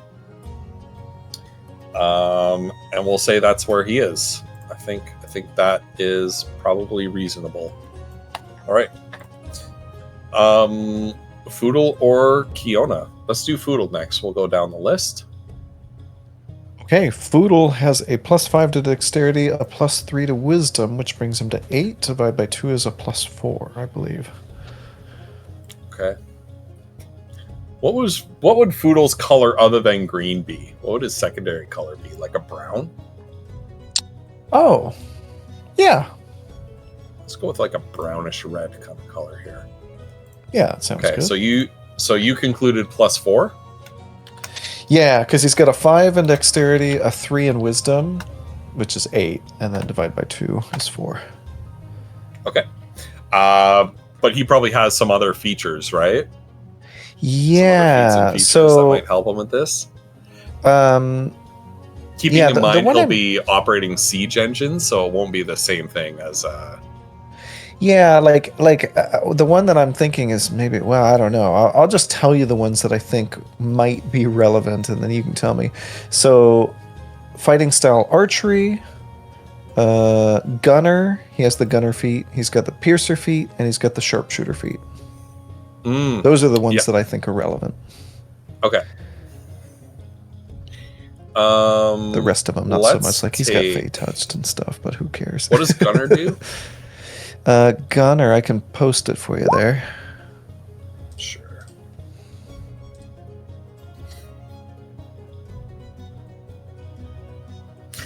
I'm not going to count that one. Okay. Just thinking of like the siege engines thing, but I will count the sharpshooter. How about that? We'll put you at +5. Yeah, that's perfectly reasonable to me. Okay. So yeah, so then are you saying archery, piercer, and sharpshooter, but not gunner? Not Gunner. Yeah. Okay. Yeah. Okay. Yeah, that's All right. that makes sense to me. Yeah. And Kiona, yours is simple because you're not combining two stats and taking Right. the average of them. You're just taking your spell casting modifier. Yeah, it's a 3. It's a 3, And so I'll give you a then- nice purple. I also have Warcaster, which I feel like would be relevant. It's not a nice purple for this. Wait, sorry, Yeah. Ghost. When you get a moment, I have a question. Sure. I'm trying to find a purple that won't blend with the background. Oh yeah. Let's try the pink. Yeah, pink is good. I have Warcaster and I have Spell Bombardment, which I haven't been using, but I need to fucking use, you guys. What does Oh, spell what does bombardment that do? Beginning at 18th level, the harmful energy of your spells intensifies when you roll damage for a spell and roll the highest number possible of any of the die. Choose one of those die, roll it again, and add that to the roll damage. All You right. can use Oh, the that's feature cool. once per turn. Oh, that's All right. awesome. That'll count. That's very cool. There we go. Okay. Foodle, you had something to ask. Yes, I had a question. So Foodle's dexterity is +5. His wisdom is +3 for a total of 8. We divide that by 2, and we get a 4. 2. That's a 4. Yeah. Okay. Yeah. And then you said, which I think is perfect because there's no guns on the ship, right? Gunner feet doesn't make Yeah. sense. Absolutely, Yeah. right? So Yeah. sharpshooter, piercer, and archery fighting Okay. style, they might work. So would that be a +7 then? Because I we think started at a piercer- 4. Yeah. So I think piercer, not maybe not? piercer. Okay. Yeah, but I think the other two, yeah. So let's bump that up to +6. Okay. That's what I was Yeah. wondering because I was like, wait, Yeah. what? The math is not math. Okay, perfect. we're Yeah. good. No, I'm Thanks. not mathing. That's It's all good. It's all Dungeon good. I just Master wanted is to not double-check. mathing. It's Yeah. all good. Don't worry about Yeah. So you have a number of actions you can take while we're in these encounters. Ooh. Basically, the way it works is the enemy ships they're going to start at pursuit range if they catch you, right? And they're going to want to try to close that range in order to sink your ship or to board your ship and capture you and it. So that's their objective. Your objective is to escape, disable, sink or capture, keeping in mind you won't be able to capture and take it with you, but like capture it and leave it there. Each of those ships. Ooh. So like disable it basically. Basically disable it, right? Which if you capture it and then tie everybody up and say see you later, right? And go back to your own ship and sail away, it's as good as disabled, right? Yeah, we're taking them out of the fight. Oh, that's brilliant. Yeah. So you either want to take them out of the fight, if they catch you, or you want to like give them the slip. So the commander is sort of the overall coordinator, right? So you roll the ship's initiative every round using your commander skill. Probably a bad idea. The initiative winner between you and the opposing ship decides whether to go first or last. And then you have a few different moves. You have inspiring presence. So you can try to re-roll somebody else's failed roll. If they got advantage, you do not get to have advantage. It's one re-roll, which advantage is not a re-roll, right?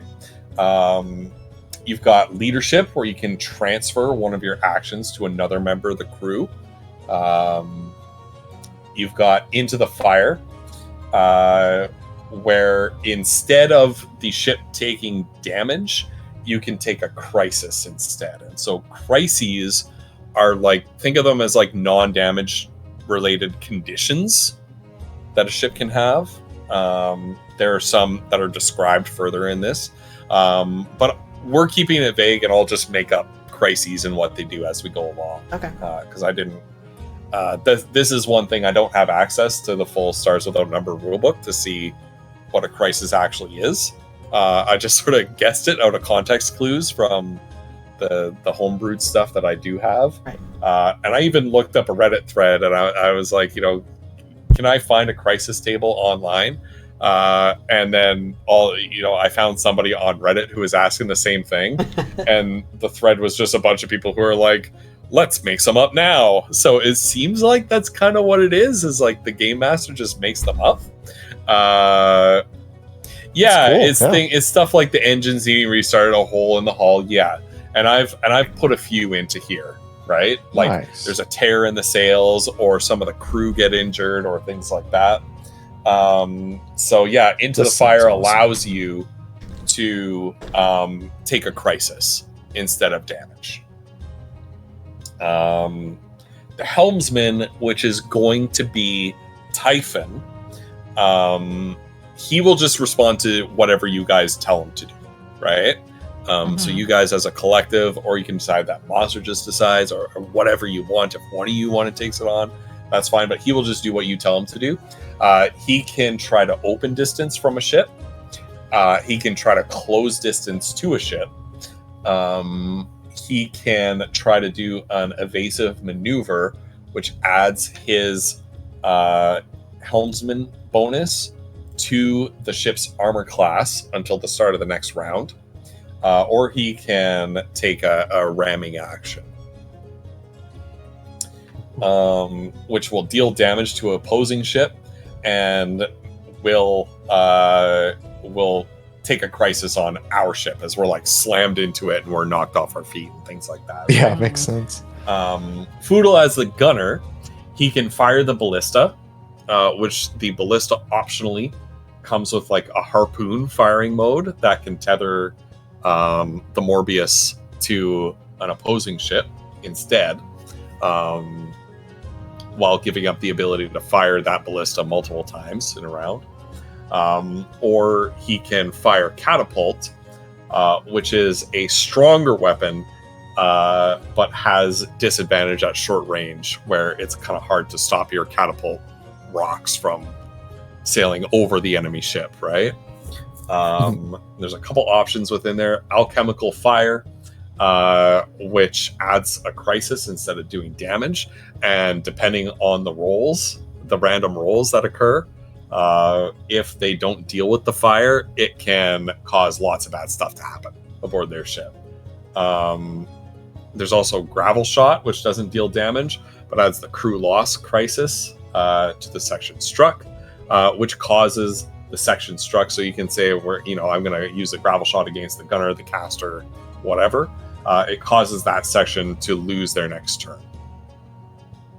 And then Kiona, as the caster, has 4 skills: Evoke, Conjure, Deceive, or Buff. Evoke is a straight attack. Conjure is to create a crisis on the enemy ship. Deceive is to try to mess with one of the opposing crew leaders, so the gunner, the caster, the helmsman, etc., to try to reduce the enemy ship's AC by causing the helmsman to kind of fumble where they're turning and stuff, and set them, line themselves up in your sights for a better shot, or you can force a target crew leader to lose their next turn. And then buff is to sort of bolster your own ship, either by buffing your ship's AC, like the helmsman can do, or to grant a bonus to an ally's rolls on the next turn.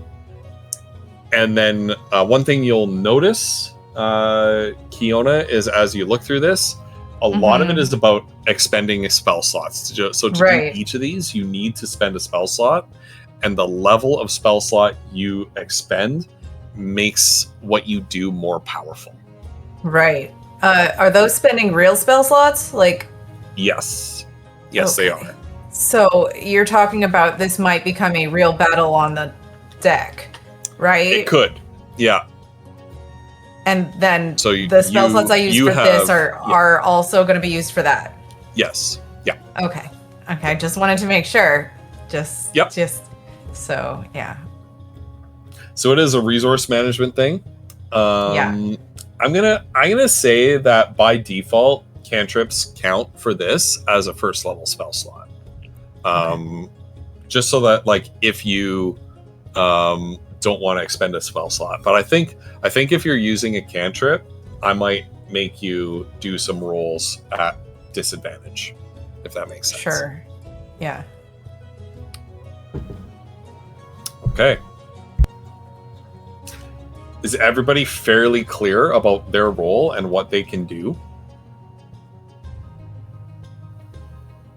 I think so. I mean, I guess there's only one way to find out. I'm excited. I'll say that. This is where I am.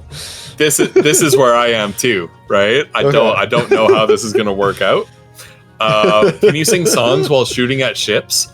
If we had a bard in the party, I would add that as a position. That'd be awesome. I essentially made these positions around your characters, the characters we had in the party. I always intended for the commander to be Mazra, the gunner to be Foodle, and the caster to be Kiona. Makes sense. But I also set it up so that Typhon can competently man either the helmsman or the caster station, which would free it up for you guys to pick any position you want, really. Yeah. Right. Which is nice. I love this. It's yeah. Great. So your ship, the Morbius, has 40 hit points, an armor class of 18, and a speed bonus of +3. So when it comes to Typhon's rolls to open or close distance, he gets an additional +3 bonus to those rolls, owing to sort of the class of ship that it is. It's a little bit more nimble and fast than the other ones. Nice. Is this displayed anywhere, or should I have written that down? Because I just let it not. wash over. I have it in a document on the side. Okay. Well, as long as I don't need to know it, then maybe it's instructive for you to know it. So I will put that 40 hit points, something AC. Yeah. So the Morbius has 40 HP, 18 AC, and +3 speed. Nice. Okay.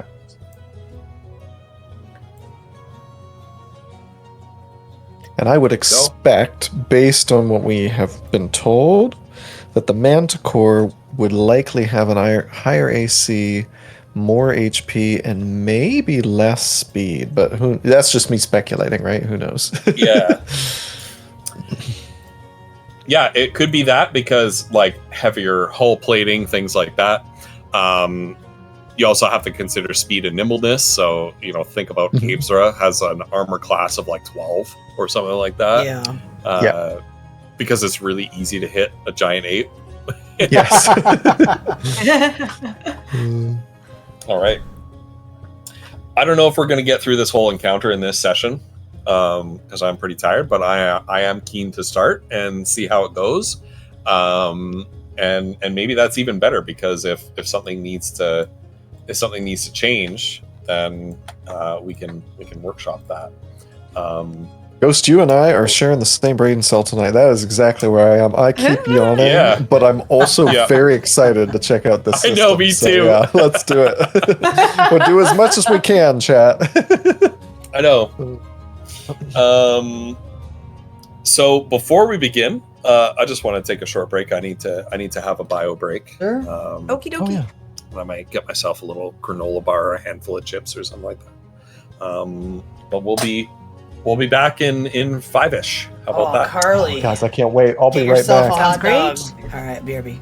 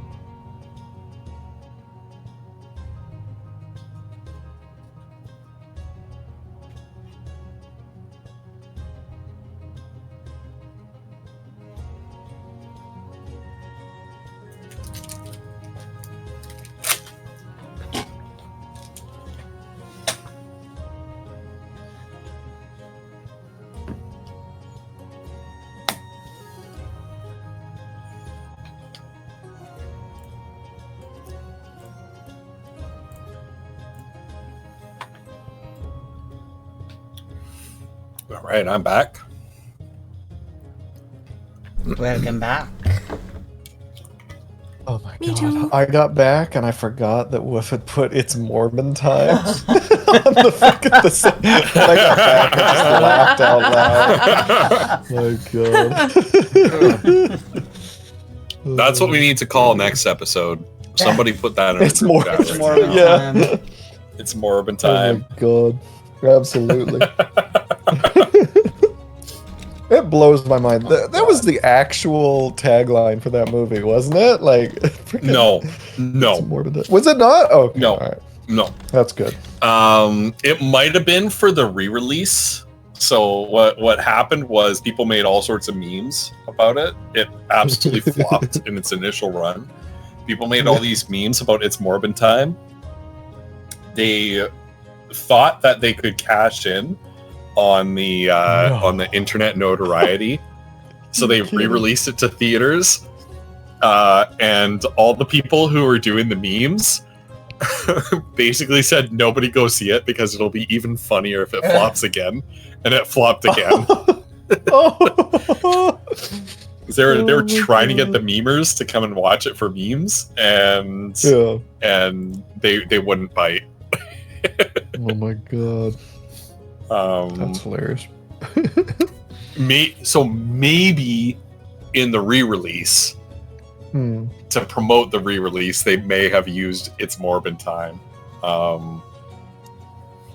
But there's a That's so part, funny. Cauliflumps. Have you ever seen Power Rangers? Yes. Okay. So have you ever seen either Street Fighter, like any of the video games, or Yes. Dragon Ball Z? Yeah. Not Dragon Ball Z, but Street Fighter. Okay. Fine. But you know, so like the Hadoken, right? That Ryu and Ken do where they shoot the fireball Yes. and they like gather the energy at their side and then sort of throw it out in front of them. hmm The part of the movie where I quit is like, no. you know, he's in the pitched battle between, you know, and that move when they release the fireball looks like how they're holding their belt buckles in Power Rangers or whatever when Oh they're my going, gosh. it's Morphin time, right? Yeah. So where It's Morbin Time comes from, and I stormed out of the room when this happened, is he's in the pitch battle against the big bad, who was Doctor Who, an actor who played Doctor Who. It's the big bad, Oh my god. and he did not do well in Amazing. that movie. He was fine as he was fine as one of the doctors. He was not fine as the villain in this movie. Oh no. And they're in a pitch battle against each other, superhero stuff, typical of Marvel movies. And you know, there's a part where Morbius, he kind of achieves his self-actualization, as you do in any hero's journey story. Oh, yeah. He fully awakens into his powers, and there's like these bats that are swirling around him, and he's like holding up his hand in wonder and watching as the bats are swirling around it. And he puts his hands down to his side, and the bats like gather up around his hands. And I said, Oh, no. you know, sarcastically, so what's about to happen? Is he gonna throw a bat Hadoken? And then he does. No. Oh my. And I got up and stormed out of the room because I thought it was What? hilarious as a joke of like, is Oh this my actually going to God. happen? And then it actually happened, and I was just like, you cannot be serious. That I'm insulted that the director actually did this. Insane. Yeah. What? And that's how he defeats the guy. Is like, you know, he forms the Amazing. bats into a bat beam and knocks him back, and he impales himself on something. I don't know, something like that. Good lord. That's so sad. Yep. Yep. My god. Yep.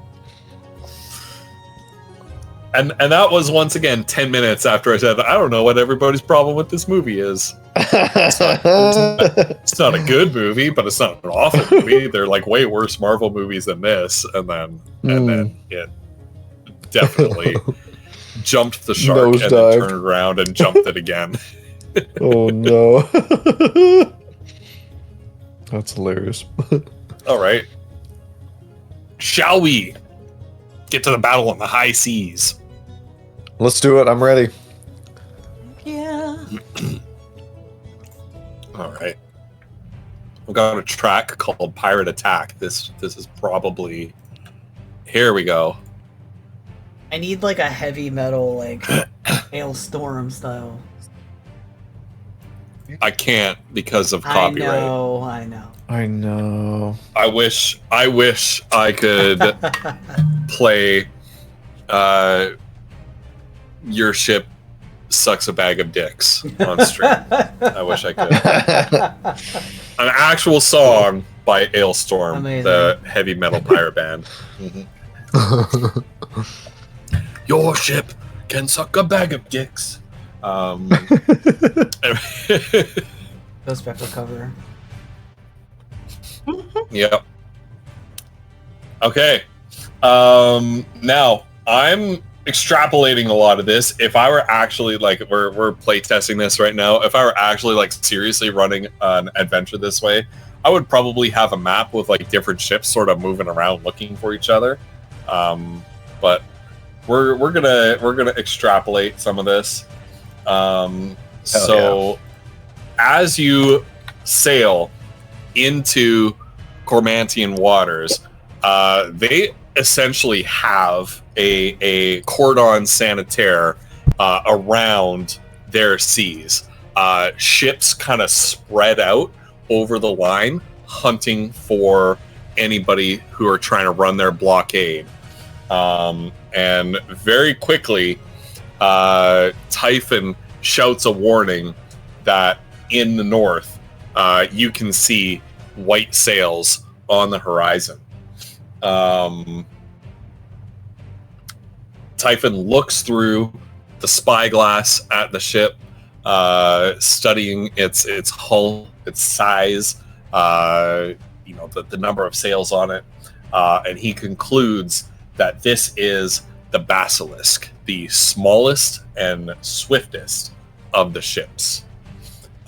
So I'm going to... All right. I have been wise enough to turn off the, to refresh the turn order this time. Wolf, I'm going to ask you to make a commander check as your initiative roll. All right. You got this, Wolf. It was a D20 plus 4. Yeah, it's D20 plus 4. Okay. I'm using my honey dice. We'll see how they get do. Okay, it's a base 15 plus 4 for a 19. Total. For 19? Yeah, so go ahead and add that to the turn order. Okay. How do I add to the... If you click on your token I and see. roll initiative, you can edit your initiative. That's the way I do it. Ah, okay.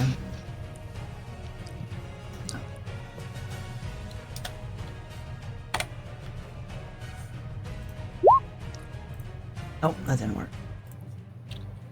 Oh, I don't think I can click on these. Oh, never mind. Those are not tokens. Oh, because I put them on the map. Yeah. All right. Let me just add a custom label. Morbius, and it has a 19. Okay. Yeah. Yes, correct. All right, and then the Basilisk, rolling their commander, rolling initiative.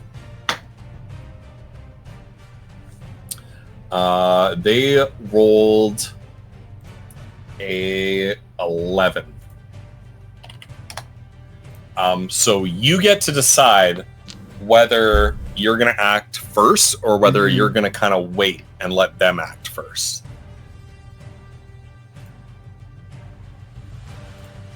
Hmm.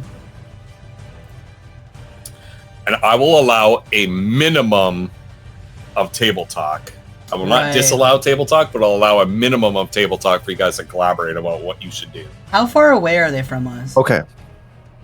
They're in pursuit range right now. Okay. So they're not within any weapons range. Yeah, my question was going to be, can we tell if they're fleeing or attacking? I assume They're coming coming after straight us. for you. Yeah. Yeah, Okay. they're Okay. pursuing you. Yeah.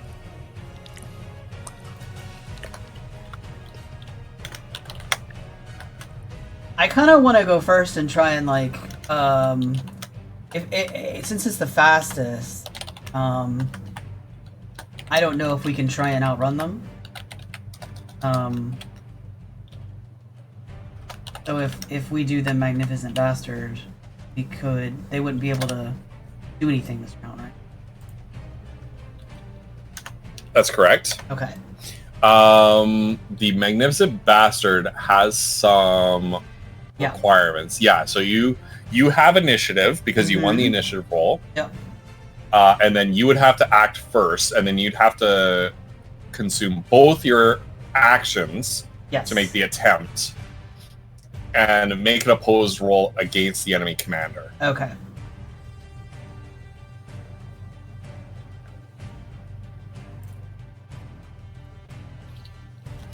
Yeah, she might just shout to everyone else like, "Are we running? Or are we fighting?"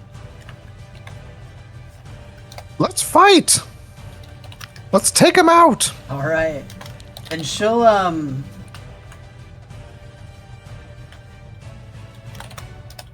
yeah, she'll try that, but have us maybe roundabout to. Anyway, she'll try the commander action first and see if that works.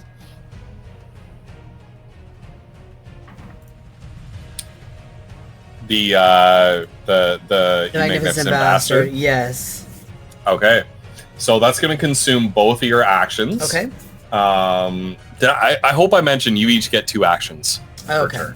Okay. Um, That makes sense. Yeah, so That's sort of what I consume- gathered from that. Right. So you consume both your actions, Mm-hmm. and then you need to make another of those commander rolls Okay. against the enemy commander. Oh, don't screw me over, dice. Oh, decent. This ability has the best 18. name. It's Yeah. so good. 18 total. 18. I rolled a 14. The enemy commander rolled a nat 20. Ooh. They suck.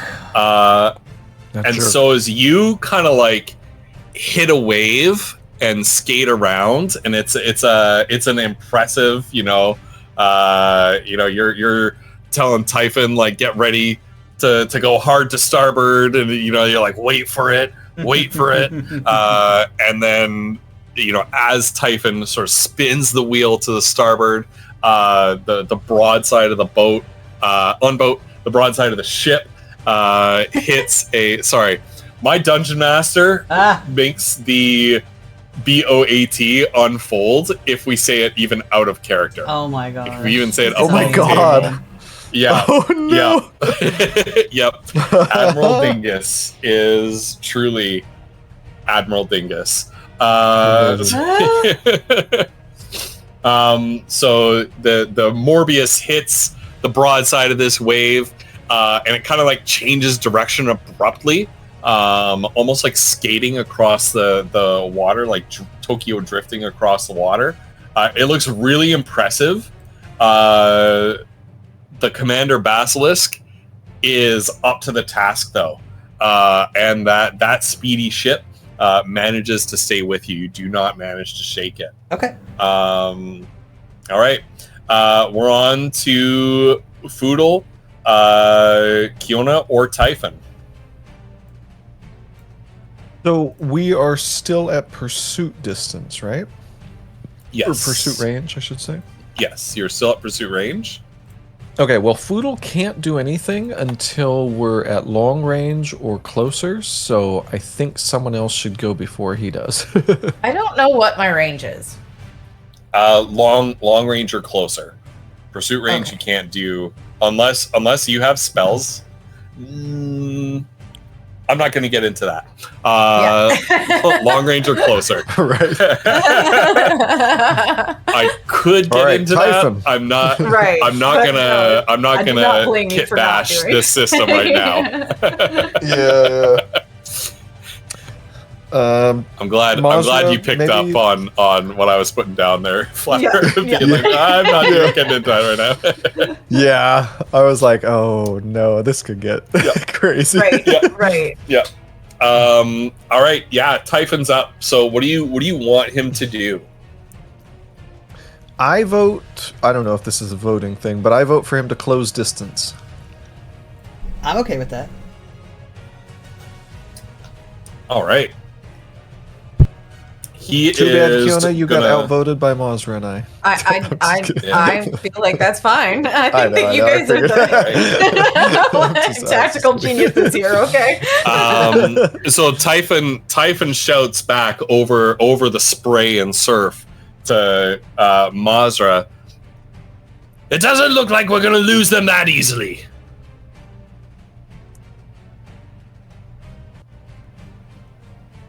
Well, And so when Mazra gives the order to close in on an attack course, Typhon spins the wheel again, and the since they want the same thing, the Basilisk is not going to oppose that helm roll against the Morbius.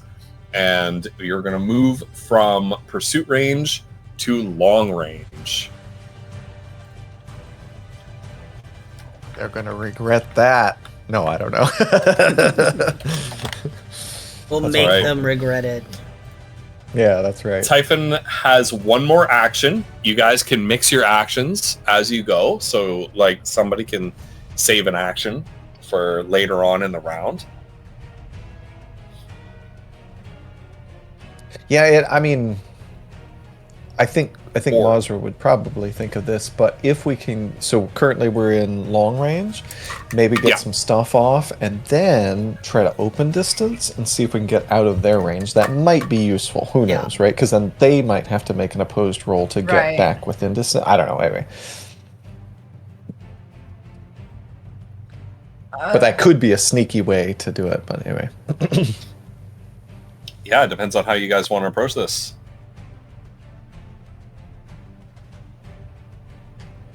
Also, for what it's worth, Kiona, I think you should definitely go before Foodle, because what you, like your choices, they heavily impact my choices, whereas my choices I don't think really affect you that much, if that makes sense.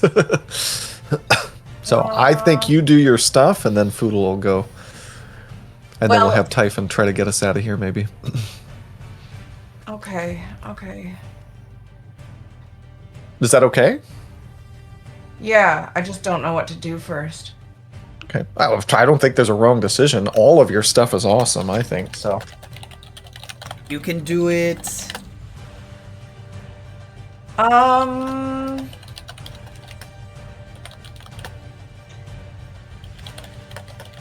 I feel like granting Foodle bonus to rolls, like buffing us, buffing. Sure. Yep. So you expend a spell slot, and you give Foodle A a plus bonus 2. to Let's say a level his, 2. all of his actions. Yeah.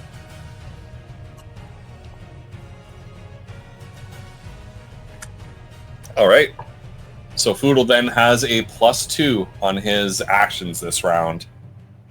Oh, that's huge. Yes. Thank you, Kiona. Oh my gosh. That's amazing.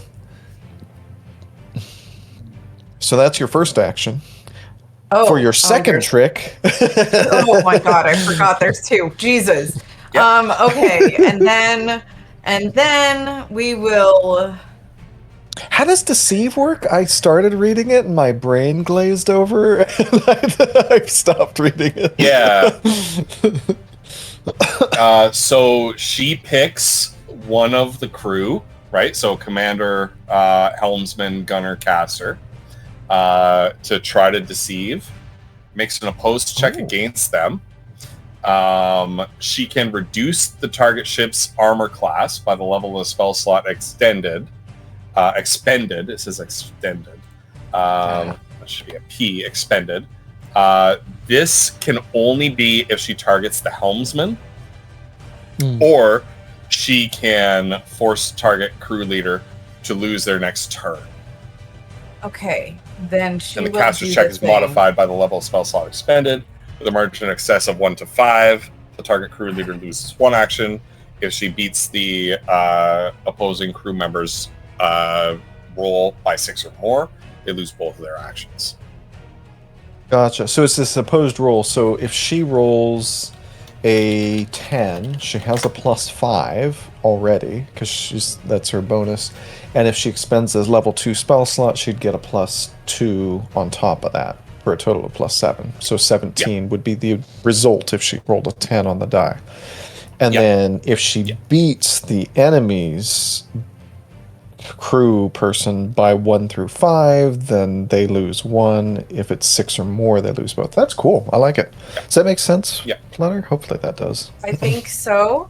Makes sense for me. But yeah, I'm not saying to do that one. I was just like, that seems No, cool, I but was yeah, actually going to go for the AC of the other ship. Okay. I mean, you think. can, but I Fudo don't already know has if a pretty that's hefty... really worth it. Yeah, you've already got a hit, so like. Because you already buffed me and food, you know, I don't know. So right. whatever you well, think. then, okay. Yeah. Then let's go with the second option there, and I'll use a level. How does that work? With the caster check is modified level of the spell slot, so whatever +4. If I did a level 4 spell slot. Yeah. So if you did a level 4 spell slot, you currently already have a +5 to your rolls, so you would have a +9. Oh. And then they would have to oppose it? Check. I'm kind of confused, I'm not gonna lie. Nope. All right, okay. That's exactly it. You're looking at the deceive? Yeah. Okay. Okay. So who are you trying to deceive? The helmsman question mark? Sure. I think. Yeah. Yep. I feel like that's smart. All right. Let's roll a 12. That was a 12 +5 +4. Okay. And what are you trying to do? Are you reducing the AC or befuddling the helmsman? I'm befuddling the helmsman. You completely mess with his mind. You get inside his head. He's completely frozen, or maybe you throw up an illusion and of like a rock jutting butterflies. out of butterflies everywhere, and he's kind of just like and the opposing captain is like shouting at him and shaking him, but he's completely stunned and unable to take either of his actions. So the basilisk does not get helm actions this round. Yay. That is exactly what I meant by how impactful your stuff can be. That completely changes my plan. So thank you, Kiona. Hell yeah. You're welcome. Yay. Poodle's like, fire the catapults, and we're gonna try that.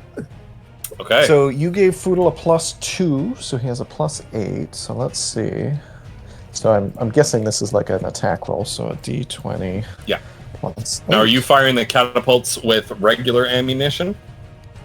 For the first attack, definitely. I'm not going to do gravel shot. I was going to do gravel shot, but because because of what Kiona did, So I'm going to deal a D12 of damage. Hopefully. That's a nat 20. It's a 28. It's a nat 20. Yeah. Roll 2d12s. We're going to do classic crits. Okay. That makes sense. In this system because HP levels are a bit lower. Yeah. Okay. So it's 3 + 4 for 7. Okay. Okay.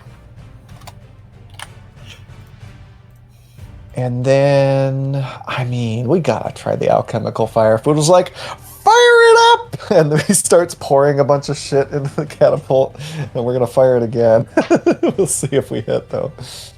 All right. 11 plus 8. Thank you, Kiona. Is 19. 19. That is going to hit. All right, so they gain the fire crisis, and that is Okay. everything Foodle can do. And I think the only person who still has an action on our ship is Typhon. Okay.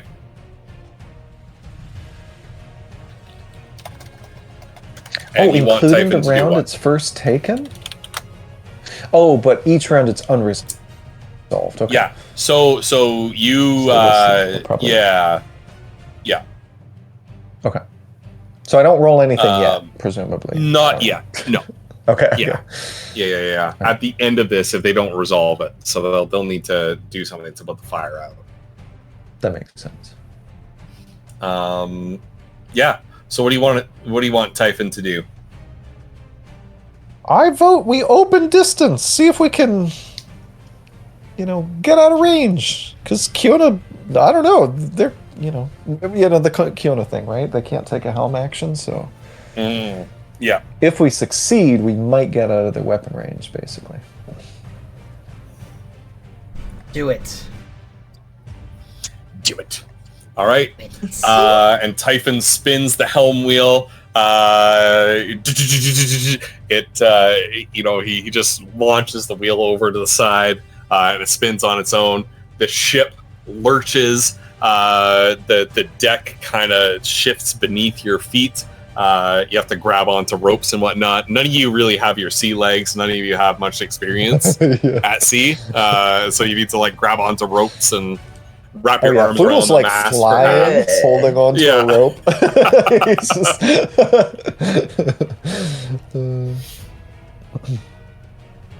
Yeah. And you try to open distance. So, Typhon rolls, what is that number? A dirty 20. The Basilisk Helmsman still gets to make opposed rolls, even if they can't take actions. Nat 20. The Basilisk manages to keep its speed and course level with the Morbius at long range. And it is now the Basilisk's turn. And it is going to...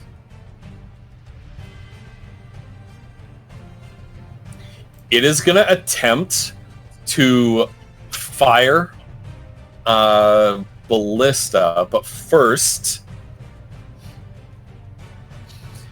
its commander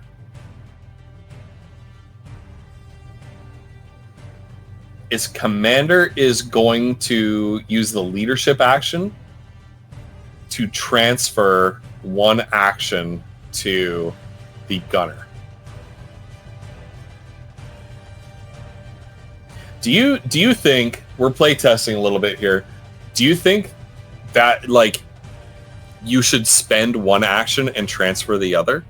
Is that better balanced? Leadership should take both of your actions to transfer one action to somebody else? Wait, say it again? What? I mean, If you look at the leadership simply says transfer one of your actions to another member of the yeah, crew. because I feel like that can get powerful. Because you could transfer another to a caster or somebody that's going to do more damage or I something assume like you that. can only I use feel it once per turn. True. But Yeah. I don't know. I have no idea. What do you think, Cauliflumps? I think as is, if you can only do it once per round or whatever, I think it's perfect the way it is. Okay. That's the only change I would make. The reason I say that is because You Magnificent Bastard is it can be so impactful. Now, I don't know if the enemies have that, because that would be a very unfun thing for them to have, but you know, for us, right? But the fact Probably that higher Wolf ranking enemies has to can, yeah. choose between leadership and you magnificent bastard, I think is a really cool choice. Yeah. Because they're both Yeah. very strong, and I wouldn't want to Yeah. nerf leadership. You know what I mean? Anyway. Okay. Because then it's like, well, I'm just always going to magnificent bastard if leadership is nerfed. But that's just my thought anyway. All right. Well, before doing anything, actually, the gunner is going to attempt to harpoon. Now, are they in range? I thought it was short or boarding. Short or boarding, you are correct. And they can't take a whole action, so... And now the basilisk actually only has a ballista. Oh, and okay. Well, maybe theirs has longer range. I don't know. And it does not have a caster. So as is, they cannot do anything. Oh, Kiona, you're a fucking genius. What? That's crazy. Toss. That's so good. Oh my god. She's too good. She was so worried, chat. She was so worried. That's amazing. So what they're going to do is they're going to resolve, they're just going to spend their turn resolving the fire crisis. Damn it. Yeah. That's the only thing they can do. Yeah, now we're at the top of the next round. We re-roll initiative. Ooh. So this is going to be a system where we're rolling initiative each round. So that's good. Wolf, if you Definitely, would. I think. Gotcha. Alright. That is a 14. Okay. All right. The basilisk has initiative, and they are going to take their turn first. So the helmsman, freshly recovered, is going to attempt to close to short distance.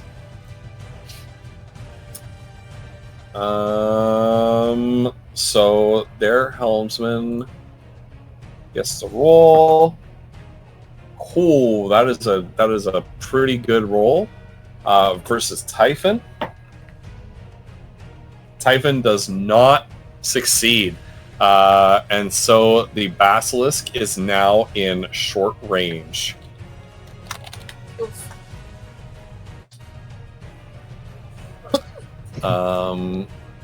That is one of their helm actions. The next helm action is to do evasive maneuver. So the helmsman is going to roll. It's cocked. He fails. So he's not able to add his bonus, his helmsman bonus, to armor class. And that's it for the helmsman's actions. Now the basilisk gunner is going to attempt to harpoon you. Fire ballista action. Their gunnery is not up to snuff.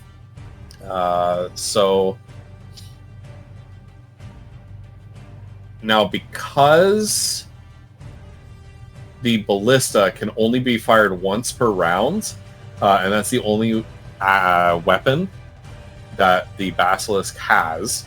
Normally, it would not be able to make another attempt with the harpoon, but the commander is going to use their inspiring presence to attempt that roll again. 9. What's your armor class?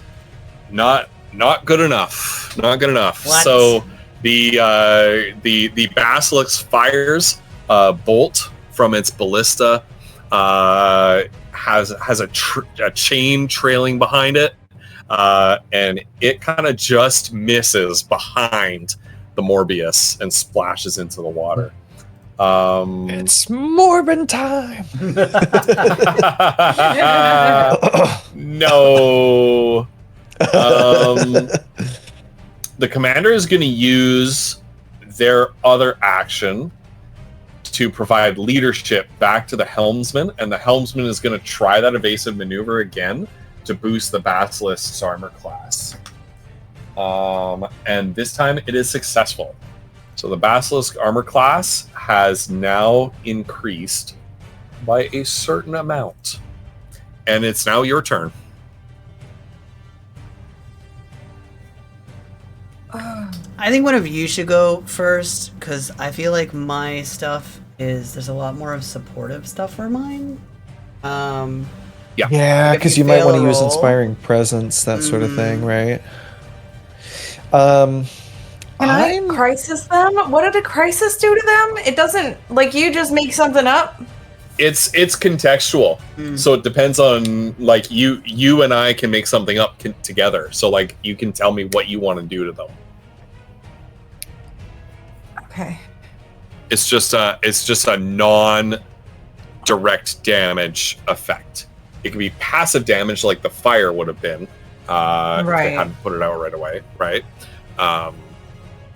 So totally up to you.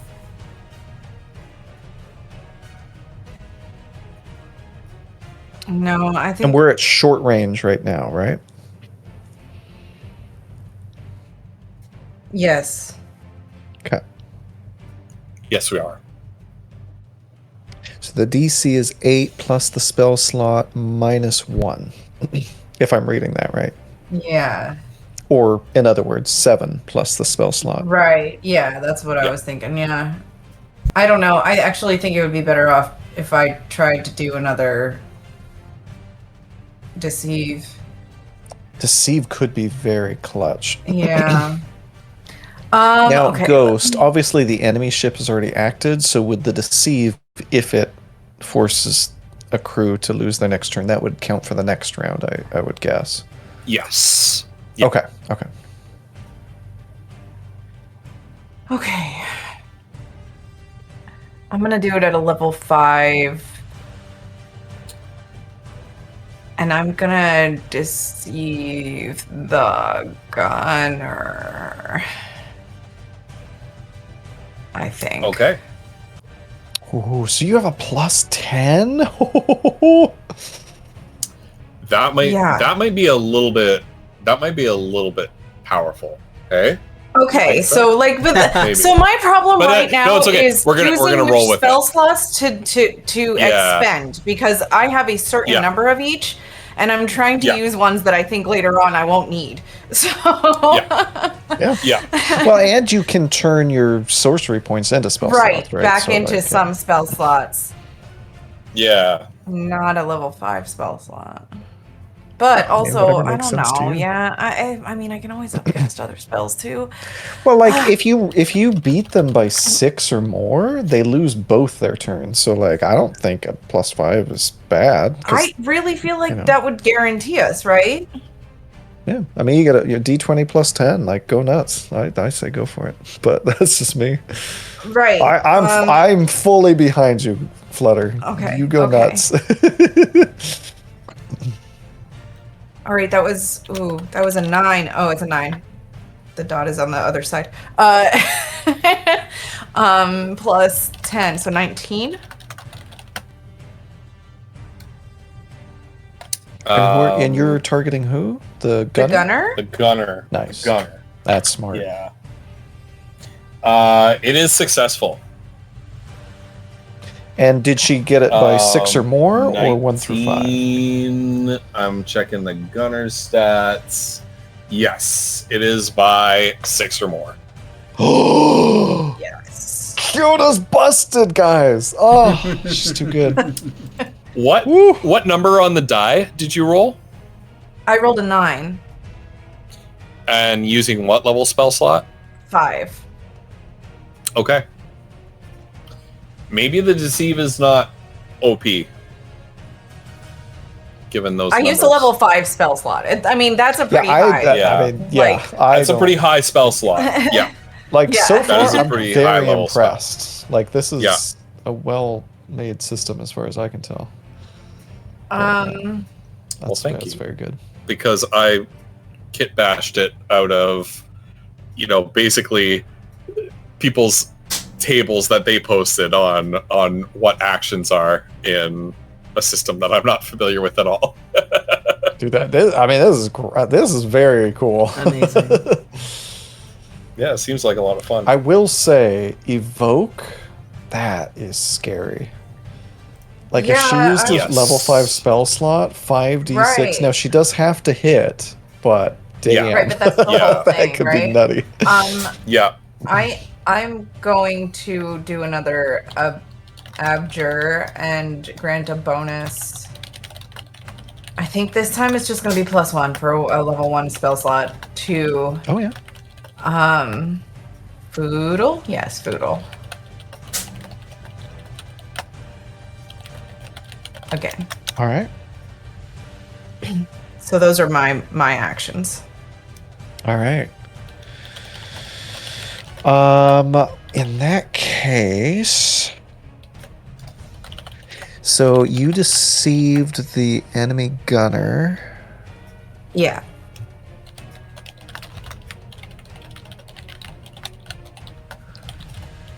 I think.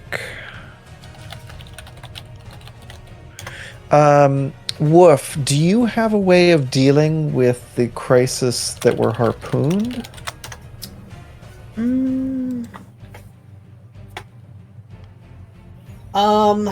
I guess I would ask if could I? Well, because I guess the harpoon's pretty big, right? Yeah. Well, yeah, with the harpooned crisis ghost, do one of us just declare we're using one of our actions to deal with that? Yeah. Yeah. So they did not successfully harpoon you, though, right? Oh, okay. Oh, they didn't. No, they didn't. They Oh, missed. okay. Yeah. Oh, that's Yeah. good. Okay. The reason I asked that is because I can only fire. Oh wait, how does it work, Ghost? I can only fire the ballista once per round, or that's only if I want to. Yeah, I mean, I could give you If you another want to, action. if you want to harpoon, because you're spending time to like fix the chain onto the harpoon, and then and then if it fails, Oh, you yeah. kind of have to like reel it in. Yeah. Whereas if it succeeds, obviously that ballista can no longer be used, right? Yeah, but I could give you Okay. another action there, Colin. Okay. Well, the but reason the ballista itself is unusable for the rest of the Uh-huh. round. Yeah. Yeah. So, I mean, basically, I thought we were harpooned because I'm a goober. Sorry. But what we need to do, ideally, is like open distance, because if I can fire the catapult, I think that might be even better than the ballista, because I don't really care about harpooning them, if that makes sense. So if you can command Typhon to try to open distance, that might be useful. Sure. Okay. All right, we're going to try to open distance. Okay. Typhon's roll. He got a 23. Dang. The opposing helmsman is going to need to crit to counteract it. He does not. And so you move from short range back to long range as Nice. Typhon manages to break off. The helmsman was cautious doing that evasive maneuver to sort of reduce the ship's target profile from your fire a little bit here. And that gave Typhon the opening to open up some distance. Nice. Good job, Typhon.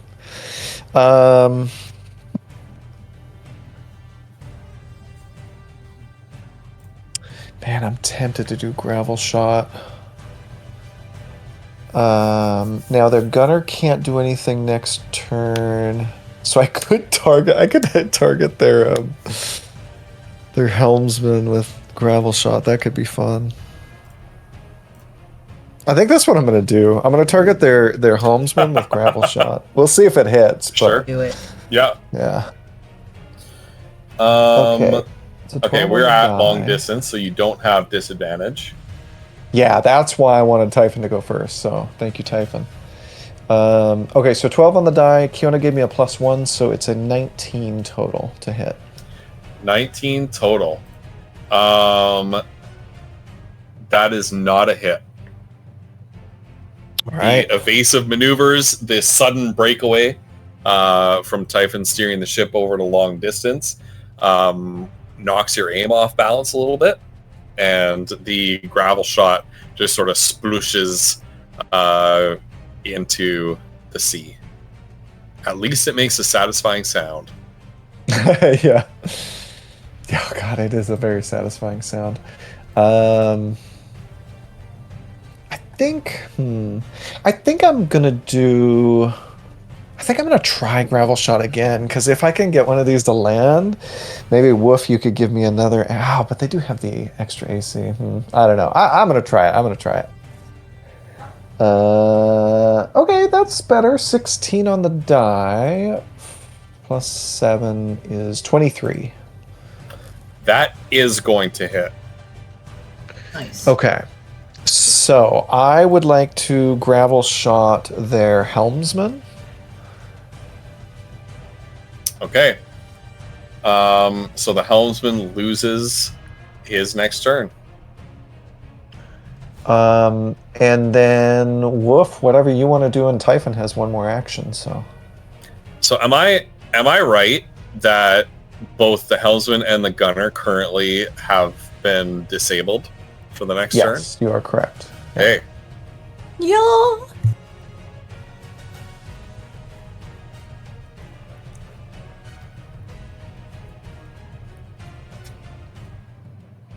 She'll probably leadership and give her turn. I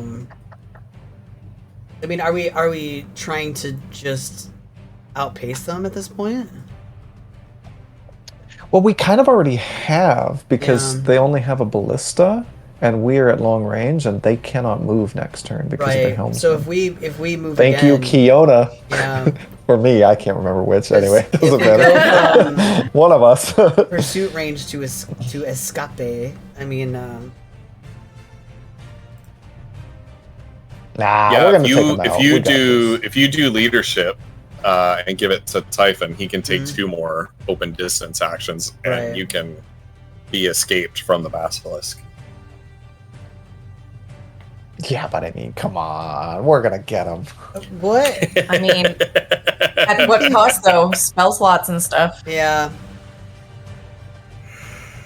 Yeah, but then we don't have to deal with them I either guess that's later, or if we're trying to take the My other town back, we don't have to deal with whoever's on the ship, right? my other concern I, though I is that, sort of assume this is the point. yeah. Well, my other concern though is that like,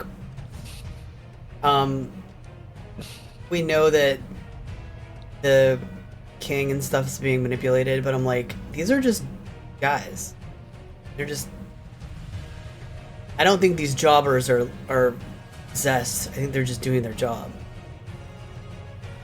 Right, but that's also why we're not going to sink their ship or like lynch them all. Right. Like when we take their ship, we're just going to tie them up and be like, "You guys are out of the fight," right? Yeah. Like, I mean, I don't know. This is me metagaming because I don't know what Ghost has planned. But the point is, I think it might be worth us I would imagine there is some benefit to us disabling at least this one, the little one, because we do Right. theoretically outclass it. I mean, it's faster than us, but like, we might be able to just outclass Yeah, it. well- and like taking out the medium ship might be a good one, and then running from the big one that outclasses us. Well, but I don't know. None of you. That's my failed plan, a but- roll, and we didn't take any damage. So the only We other didn't. thing I can do this turn is give my turn away.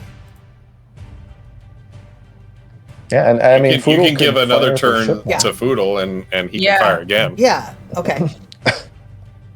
Yeah. Okay. Yeah. That Because I sounds fine. don't feel the need to run at this point. I don't Okay. think they've dealt any damage to us, No. and we have dealt damage to them. So Yeah. okay. All right. Do it. Aye, aye, Captain Mazra. Foodle's gonna fire the Do it. catapult. That's right. 13 on the die plus 7 is a dirty 20. A dirty 20. That is not going to hit. Wait. Oh. Wait. Inspiring presence. Okay. Ooh, So okay, then, so then, Mazra, you make that roll using Yes. your commander skill. Okay. Unfortunately, mine's Yes. less than yours, but whatever. That's okay. You might just roll Oh, high. I rolled a 19 plus 4, so See? 23. That is a That's perfect. success. We already- Yay! Yeah, we know what 23 hits. Hell yeah, nice. All right. And so you order Typhon to kind of even out his steering a little bit, and you're kind of like, food will wait for my command, and you wait until you're kind of at a dip in a wave, and you kind of the ship kind of evens out between waves before you order Foodle to fire. And at that moment, it's like the perfect moment to launch. Mm-hmm. It really is, because Mazra, with your timing, I rolled an 11 on a d12. Oh god. Oh, That's pretty damn good. Oh. The basilisk is looking pretty damaged as the giant sort of spherically carved stone launched by the catapult punches through the top of its deck, and you can see men sort of like Wilhelm screaming as they fall into the water. Hell yeah.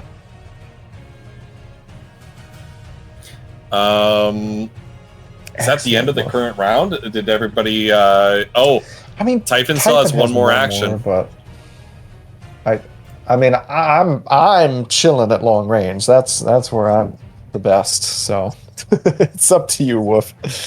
Yeah, he But, can well, I give believe up we his are at last long action. range. Oh, he could do the evasive maneuver. Oh, but it's until the start But of the next round. So. the round is ending. Yeah. Yeah. So it wouldn't okay. do anything. Yeah. All right. Yeah. So is that what we're doing, Wolf? I Is think Typhon's just not going so, to take his yeah. his second action? Sure. Okay. Top of round, Wolf, please make an initiative roll with your commands. Okay. Nope. Wasn't the right dice, but now it's disappeared. The Commander Basilisk rolled a 9. I rolled So a nat you need to 20. roll a Yay! A Okay. nat Hey. 20. Finally. 24. Okay. Woo. Damn. You added 10 to your roll, and the Basilisk subtracted 10 to its Oh my god, yeah. That's Oh my crazy. god. All I right. think we should go first this time. Yeah. Kiona, something to consider if the basilisk is looking rough, which Ghost sort of described. It's possible we could conserve some spell slots if Foodle goes first. Right. You know what I mean? Yeah, that makes sense. Okay. Now you won't be able to buff Foodle, but I think that's okay. I mean, I say that. Who knows? Yeah. I'm assuming their evasive maneuver has ended as well, so Yes. I think it's okay. Okay. All right. Foodle's gonna fire the catapults. All right. Fire away. Oh my god. That is a 25 to hit. I rolled a 19. That is gonna hit. Holy shit. That is gonna Nice. hit. All right, we're gonna roll a good old Just too d12. strong. I was hoping it was a 9. It's a 6. Okay.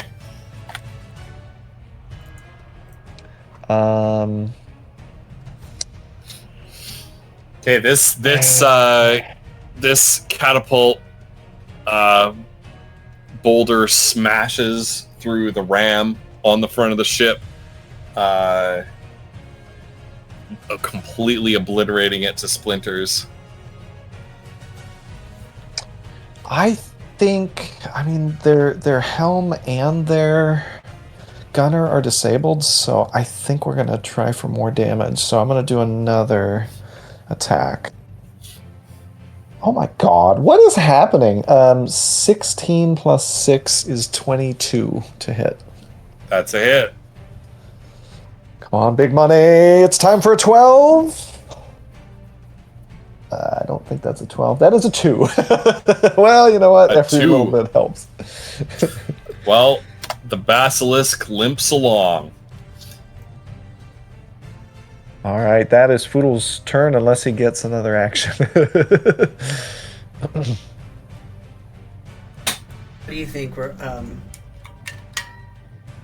Flutter? If you're worried about spell slots, we could just have Foodle go again.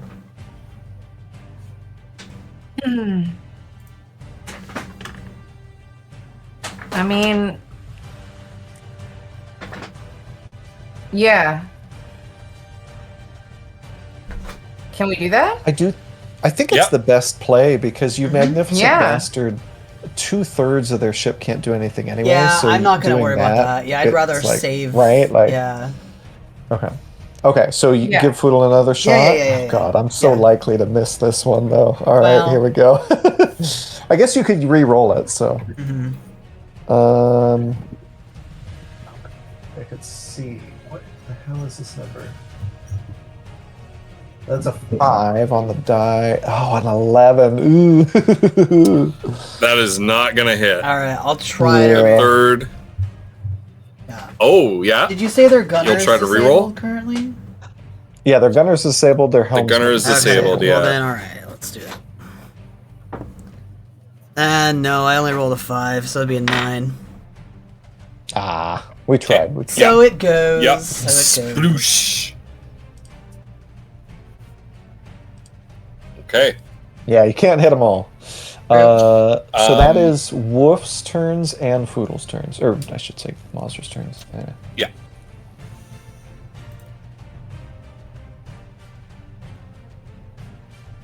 So you've I either don't- got Typhon or you've got Kiona. I don't think there's anything helpful that Typhon can do because we're at long range and they can't shoot us so evasive maneuver doesn't do anything. So I don't know. Unless you want to ram them, Wolf. It's up to you. Ramming speed. You could attempt to ram. Oh my god. Yeah, but don't we take a crisis if that happens? Yes. Yes. I mean, I'm willing to try it. Just from the sense if you want to see how it works with the Yeah. I system. know. I'm so curious. We're gonna Let's see do it. You know. Let's do it. Ramming speed. Man, I that's like in Guild Wars 2. There was a part of the story where Sandream and I we were like we had to choose. You know, they were like, we need to use this ancient magic that we don't really understand to defeat the enemy, and we need to vote on whether or not we're going to use it. And half the people were like, no, Oh. it's too dangerous, and the myths say that ruin follows every time you use it. But we ended up picking to do it because they're like, we just want to see. Yeah. Oh yeah. Curiosity. Just want to see what you know? happens. Yeah. All right. So we're gonna ramming speed. So the first thing you need to do, we're at long range. We need to close Yes. distance to short range. Is that what we're doing, Yes. Wolf? Okay. So Typhon rolls Oh, we won't even be able to do it this turn. a night. That's Yeah, we will, because Typhon still has 2 actions, right? I know, but if we're at long range, we can go from long range to short with 1, and then from short range to boarding. Oh, right! Immediately after short range to boarding. Oh, perfect. Okay. Yeah. I Yeah. misread that. Sorry. God, I'm Yeah. so tired. I'm sorry. Okay. But it does cost an action. You're right. Because this is about maneuvering in for a ram as opposed to like just coming alongside the other ship. That's what I thought, but yeah, I don't know. Anyway. Yeah. Because, yeah, take we- this action immediately after Yeah. that, Do we still want to do this? Because you already gave an action to Kali, so Yeah. we will just be moving into boarding range. Yeah.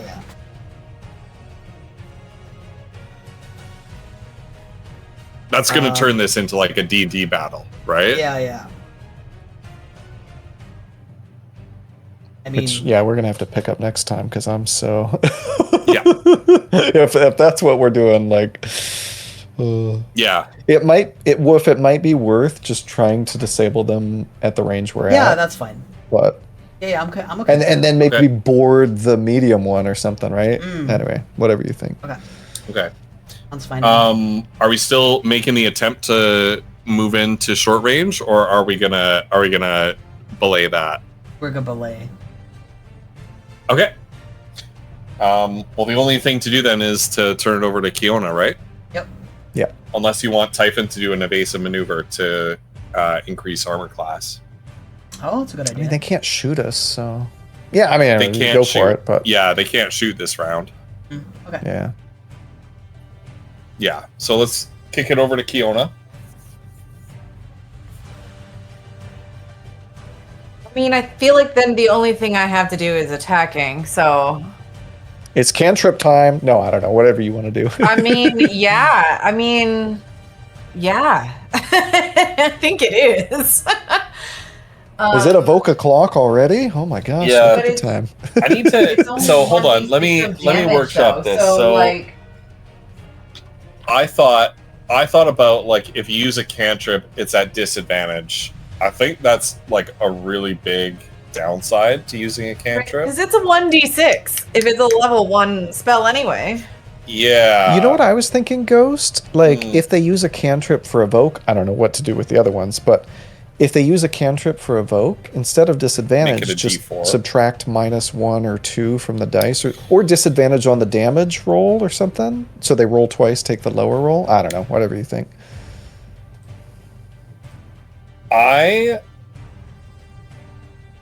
I like that disadvantage on the damage roll.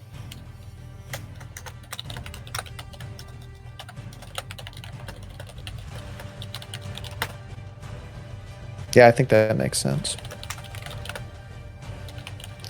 With some of the teen campaigns, I've been giving them like, you know, really cool weapons, but they're like they're like they need to be powered back up or whatever. So they've got Yeah. disadvantage on damage rolls, but then On it can damage go rolls, to that's a lot of fun. straight roll, and then it could even go to an advantage on a damage roll. Anyway, it's a fun way to Yeah. play with weapons. Anyway. All right, there we go. Kiona is if you do the evoke action with a cantrip, you just do damage rolls with disadvantage as opposed to Okay. attack rolls. Then there will be 2 damage rolls, I guess. Yeah. Yeah, That so you would be make both your my spell turns, attack so- roll first. Okay. So that's the d20. As normal. Yeah. That's a 15 on the die. Oh, +1, I guess, because it would be a cantrip, right? So 16 plus No. 5 It plus... is. I don't know how that's... It's your regular. It's your regular spell attack roll. Oh, for your character that's sheet. +9. Yeah. Okay. Maybe So- that should be your caster roll. Maybe that should be +5.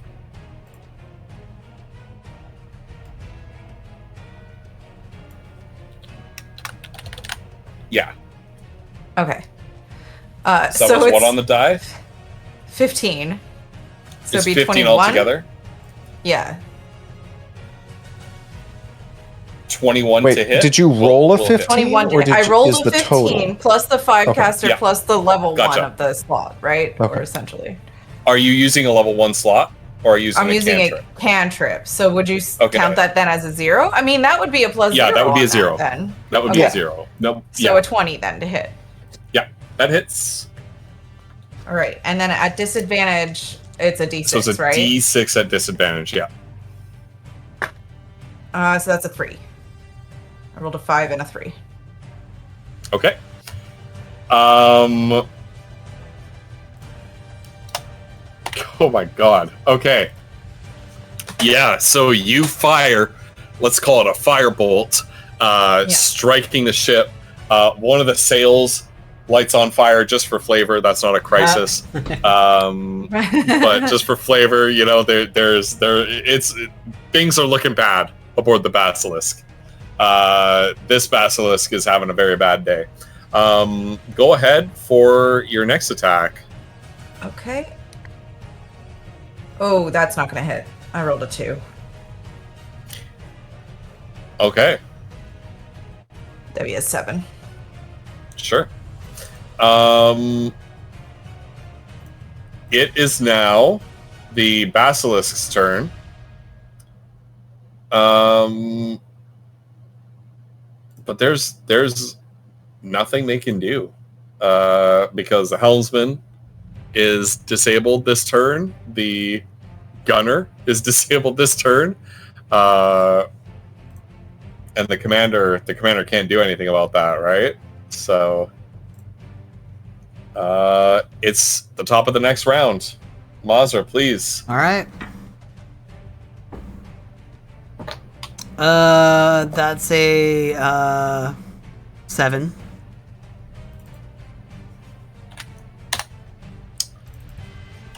All right. It's a 23 for the basilisk. So Okay. they take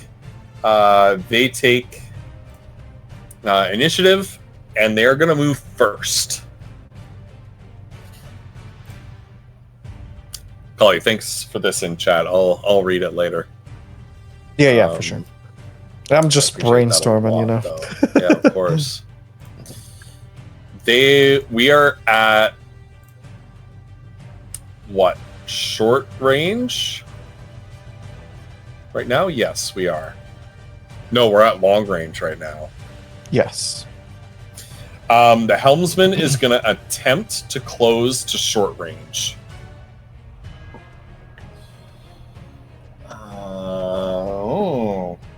Ooh. Typhon fumbled that. He got a nat 1. Wait, reroll. So, no, because it's not an action. Oh, hold on. Wait. Oh, You're right. You can do that. inspiring presence. You can do that. Yep. All right. Yep. Just you can do anything that. that's not a nat 1. Oh my gosh. Well, I rolled. Yes. I rolled a 13, but that's better than a 1. So.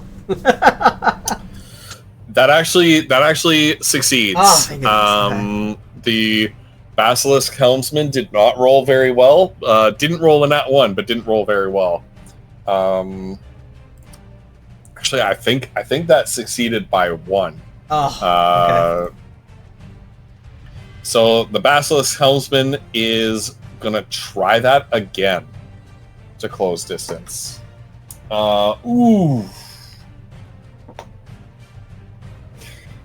Yeah, so Typhon rolled a 23. The Basilisk Commander is going to use their Inspiring Presence to try to fix that. So 23 is the number to beat. It does not. Oh, the Basilisk stays at long range. That is frustrating. Thanks for the hydrate.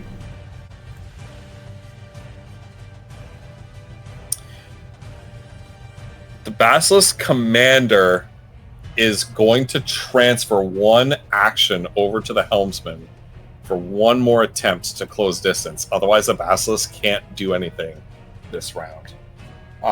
So 1 more try from the Basilisk Helmsman. Typhon. Ooh, fails that by 1. Oh.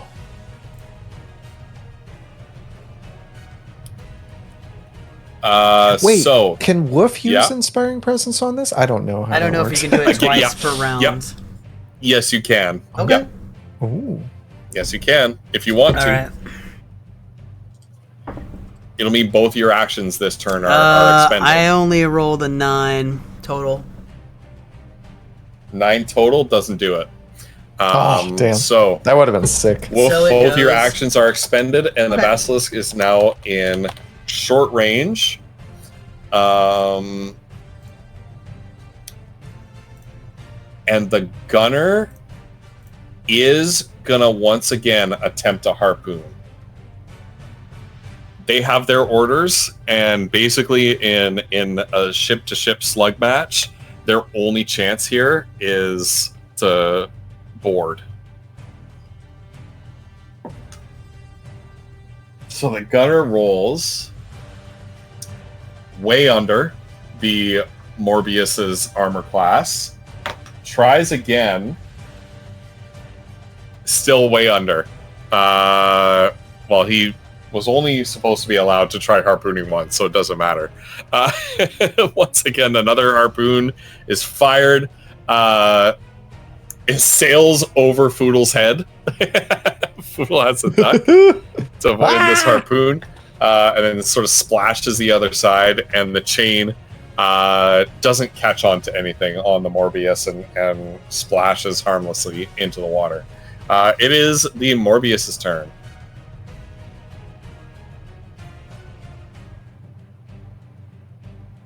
Okay. And we're at close range.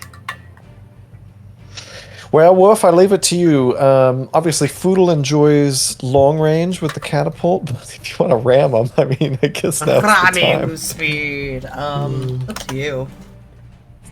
No, I said it was up to you, Wolf. You What? are the commander, Oh. and you tell Typhon what to I mean, do. how bad does the ship look? The Basilisk.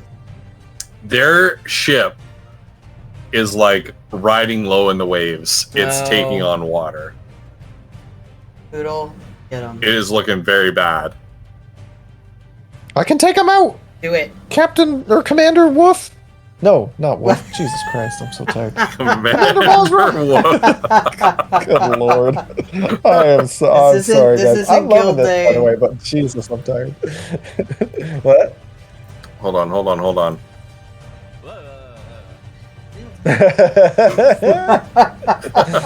Yeah, that's me right now. I know. Foodle's just Oh like, wait, my what? No, gosh. sorry. But yeah, seriously, it's up to you, Wolf. Like, Yeah. Poodle can absolutely gun Get down him. this ship Yeah. if you want. Yeah, Poodle. Yeah. Okay. All right. So yeah, if you have Typhon get us to open distance, the Okay. Foodle can get We that will catapult going. Okay. have him move. Typhon will give it a shot. He rolls a nat 20. Oh, nice. Oh, Typhon! Yes. There's nothing the helmsman can do about that Jeez. as we open up to long range with the Basilisk. Shoot her. All right. Ooh, that's a 17 on the die. 23 to hit. That is going to hit. Roll your damage. D12. Come on, big damage. Damage. Ooh, that's pretty good. That's an 8. 8 damage. All right. And with that, the catapult stone strikes the Basilisk right into the middle. From the top deck all the way through, punching through the underside of the ship, the keel, I think it is. Yeah. That sounds yeah. right to me, but I know Punching nothing straight about through the ships, keel. So. You see, yeah, you see Oh. that, like, yeah. So you see that with this hole punched straight through the bottom, opened up in its gut. The sides can't hold anymore, and the ship begins to split apart into two. The Basilisk sailors start to drop the lifeboats into the water, climbing, diving off into the waves as the Basilisk begins to sink, climbing into the lifeboats. You have successfully sunk the Basilisk. You're pretty sure most of the crew successfully make it into their lifeboats. Nice. Good.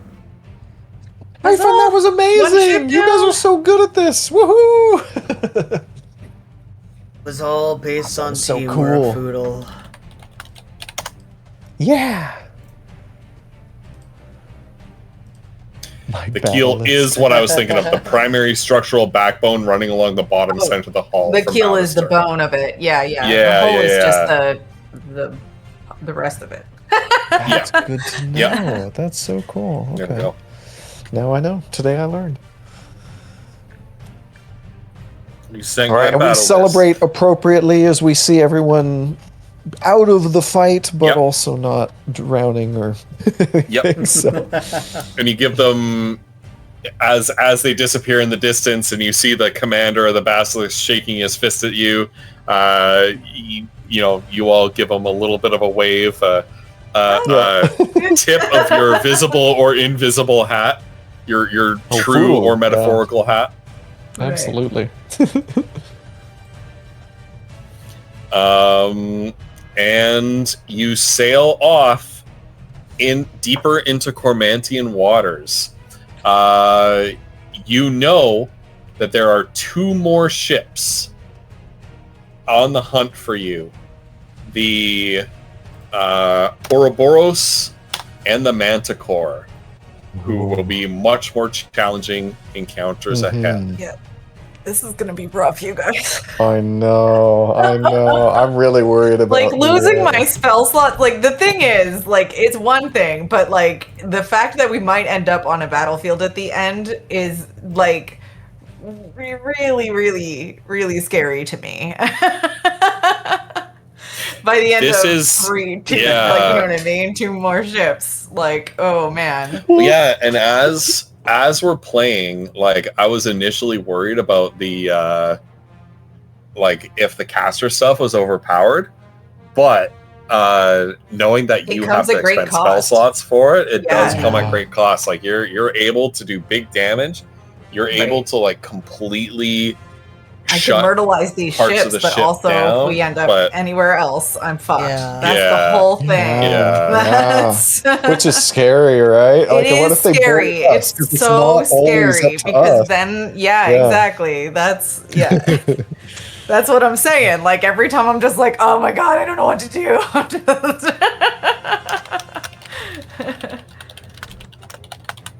I like this idea for Deceive Cantrip reduces the AC by 1. And Abjure. Oh no, you have the other one here. So the caster's check must succeed by 3 or more. So Cantrip must succeed by at least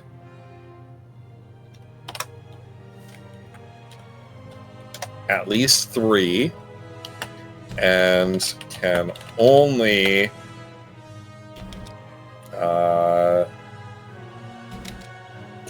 take One turn. only Yeah. remove 1 action.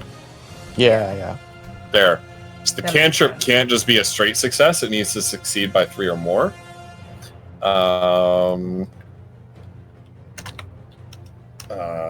Cantrip increases AC by 1.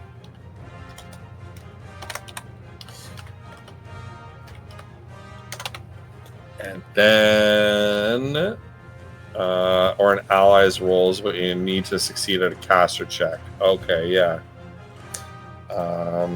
I was thinking that I actually would like apply that. to Yeah. both, if that makes sense. So you could also Yeah. add that to the AC of Deceive as well, if that makes sense. Anyway. Using a cantrip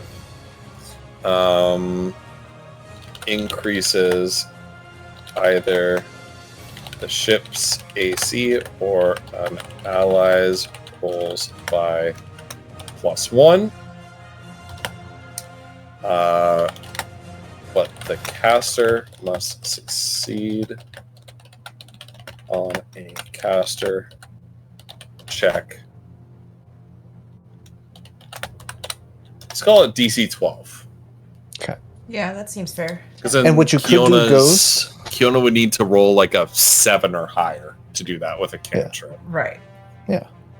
And Ghost, what you could do is do the same for the first part of Deceive. I don't think it would make sense to do it for the second part, but Yeah.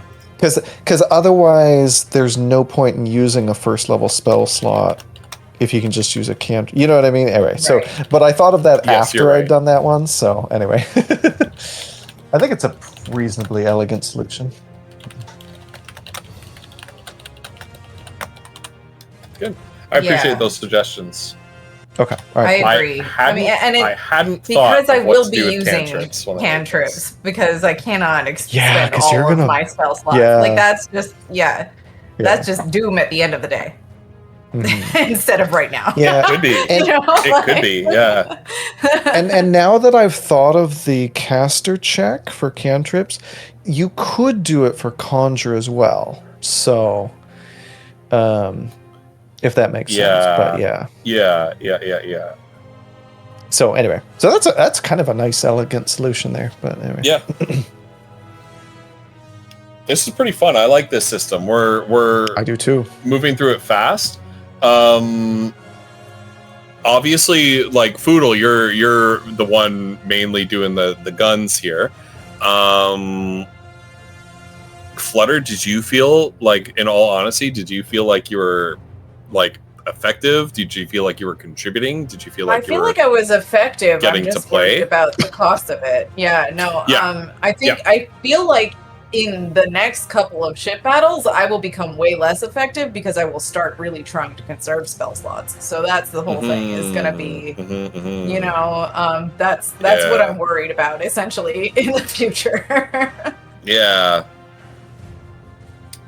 So That's something I can look at is do I completely rejig the balance on this so that or if using spell slots becomes more optional? Here's the thing too, Ghost. At level 20, I got I see this what you're neat saying. little thing called, hold on, let me find it. Where is it? Sorcerer's Restoration. Let me pop it out.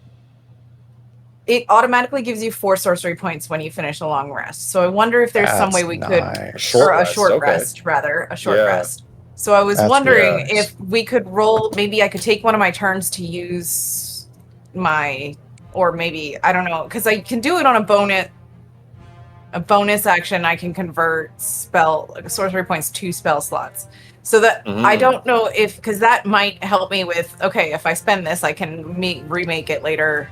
But because if we transition from the ship to a battle on the ship, that's where I'm going to be like, you know what I mean? So if there's some way we could maybe make it so that I could use some sorcery points in between those two spaces or whatever, that might be helpful.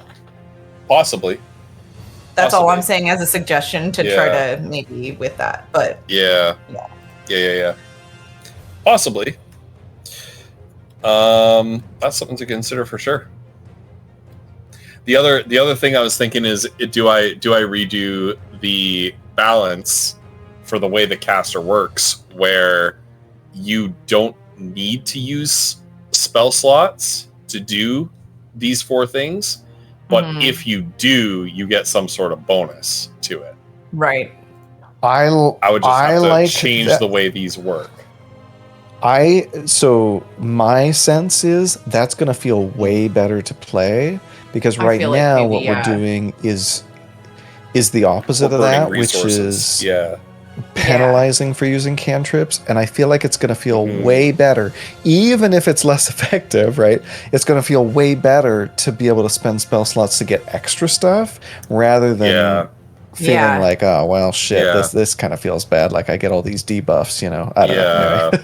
Okay. Right, at the end of the day, I highlight- just feel like I'm sucking up all of my ability to do anything later. Yes. So and the way it is, and I understand that that's right built now, that way. Yeah. No, the way this is right now is this is built like a fire hose, right? Yeah. Where you are extremely effective, but it's forcing you to spend spell slots in order to be extremely effective, if that makes sense. Right. Now, right. You did go right out of the gate with like some level 5 and I did. Like high well, level and that's spell because slots, I don't and you use that didn't level need 5 to. spell slot a lot. Like that's one spell slot that I know I always have left at the end of the battle. Yeah. You know what I mean? That's why I used it. Yeah. Because it's Yeah. summon Draconic Spirit Good night, right Carly. now, and I don't cast things enough, probably. Right on. But So thank you for that. I've just highlighted that whole caster section to reflect upon that a bit further. Sure. Woof. Yeah. As the commander, did you feel like you were doing things in that battle, or like did you feel like you were okay? Good.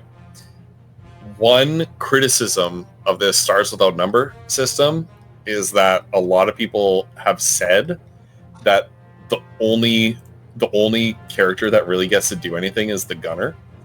and everybody just sort of gives all their actions to the gunner, and then the gunner like Just fires the previous. guns endlessly. Yeah, Yeah, but I got to there help there both, is. Yeah, Typhon and Foodle. Yeah. Yes. And in the base system of Stars Without Number, characters can give their actions to each other. So not just the captain, but everybody can decide to like give their actions to help somebody in another My crew department. God. So you could just have Yeah. a gunner go 8. Oh Jesus! Yeah, What the fuck? That's kind of what people have complained about, and this is Yeah, where I I don't found like a that. lot of and this is where I found a lot of homebrew stuff that I used to build this in the first place because I don't Yeah. have access. I like to that the, mine could the also be actual reactive. rules. It was like Yeah, I could like react to I think things. this is way better than just everybody being able to hand it to the gunner. Like, oh God, Oh, that yeah. feels Mhm. awful. Yeah. Okay. What I'll say is I felt like the helmsman, man, if you can dictate the range, like you can shut down the entire enemy ship potentially. You know what I mean? Like, so I think Yeah. the helmsman is very like I felt like all the roles were really good, but obviously, apparently from playtesting, I have the best role. So I maybe I'm biased, but I was very impressed by all the roles. So that was just my perspective. The only thing I will say is that I felt like the crises are such a big unknown that I'm like, man, I don't know Yeah. if I want to. I could deal a Don't know if I wanna D12 of try it, damage, or I could do yeah. a crises that maybe they can just deal with. Like, yeah, I don't know. Anyway, see, it's the interesting. crisis thing, it doesn't. I don't know what to do with that, so I'm not sure Yeah. I would ever use it. So Like- yeah, maybe we just need to do more of them Yeah. next time and see how. I don't know. Yeah. Anyway. Yeah, and I'm operating off of like a logic of like the fate system where Mhm. some of this stuff is not defined and it's worked out during gameplay by the GM and the player, if that Yeah. makes sense. Which once again, that is a system and that's a logic that kind of goes against the grain in TTRPGs. And what I've noticed is when I've played that system in its entirety with different people, I know that Flutter and Wolf, like I've played that system with you guys before, but when I've played it with other people prior to that, sometimes people can tend to be hesitant to actually use all the mechanics of the system because it is like open to interpretation, which can be really cool. But it does create like choice paralysis, right? So Right. I might in between this week and next work on creating a table of potential crises, and that might give you more ideas of what you can do with it.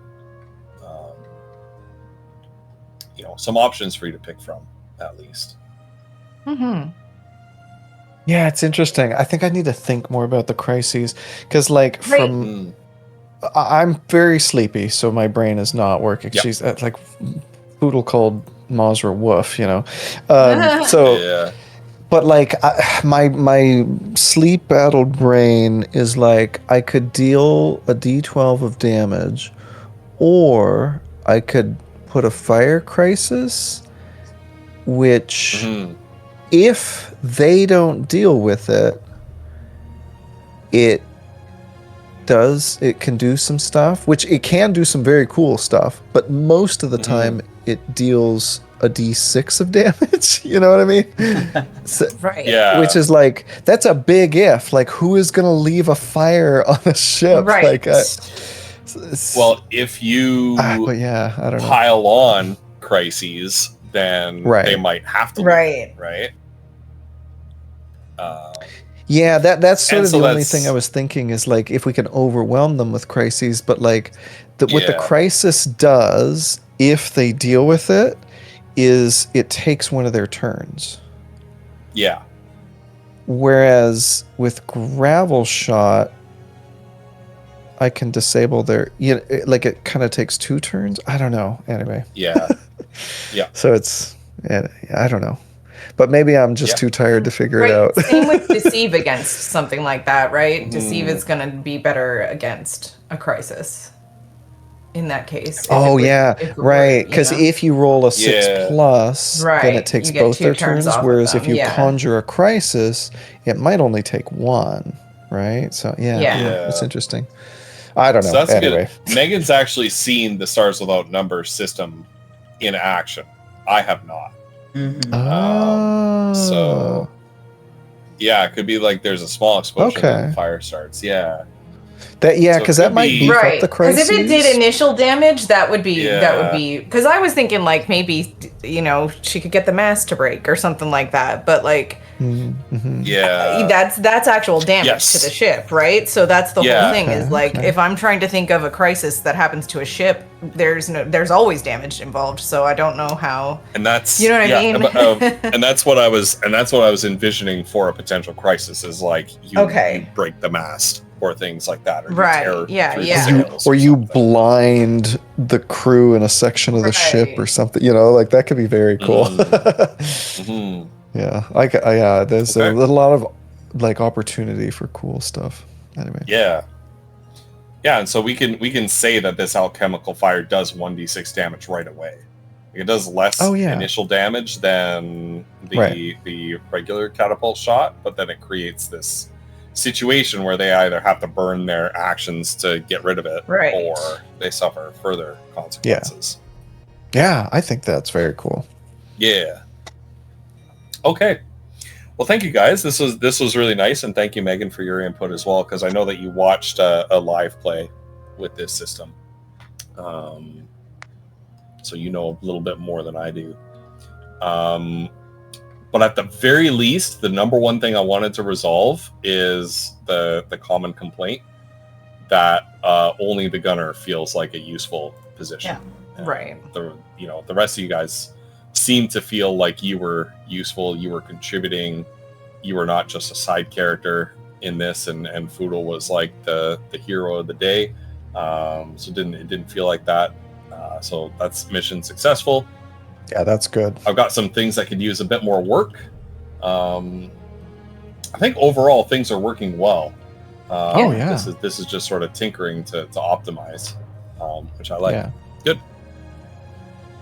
Good stuff. Yeah, I'll All take right. a look at it Cool, between Vince. now and next session, Ghost, and send you any other thoughts I have. But yeah, Yeah. I loved it. This was very fun. Sure thing. Right on. Well, thank you guys. Woof, it's your stream, so take it away. Yeah. Oh, thanks everybody for being here. I think we'll be back next week, right? Yep. On Ghost's We will channel. be Sounds on my channel. great. Yeah. All right. Well, thank you for everybody for being here. Appreciate you. Have a Bye, great- everyone. Bye. Bye. Bye.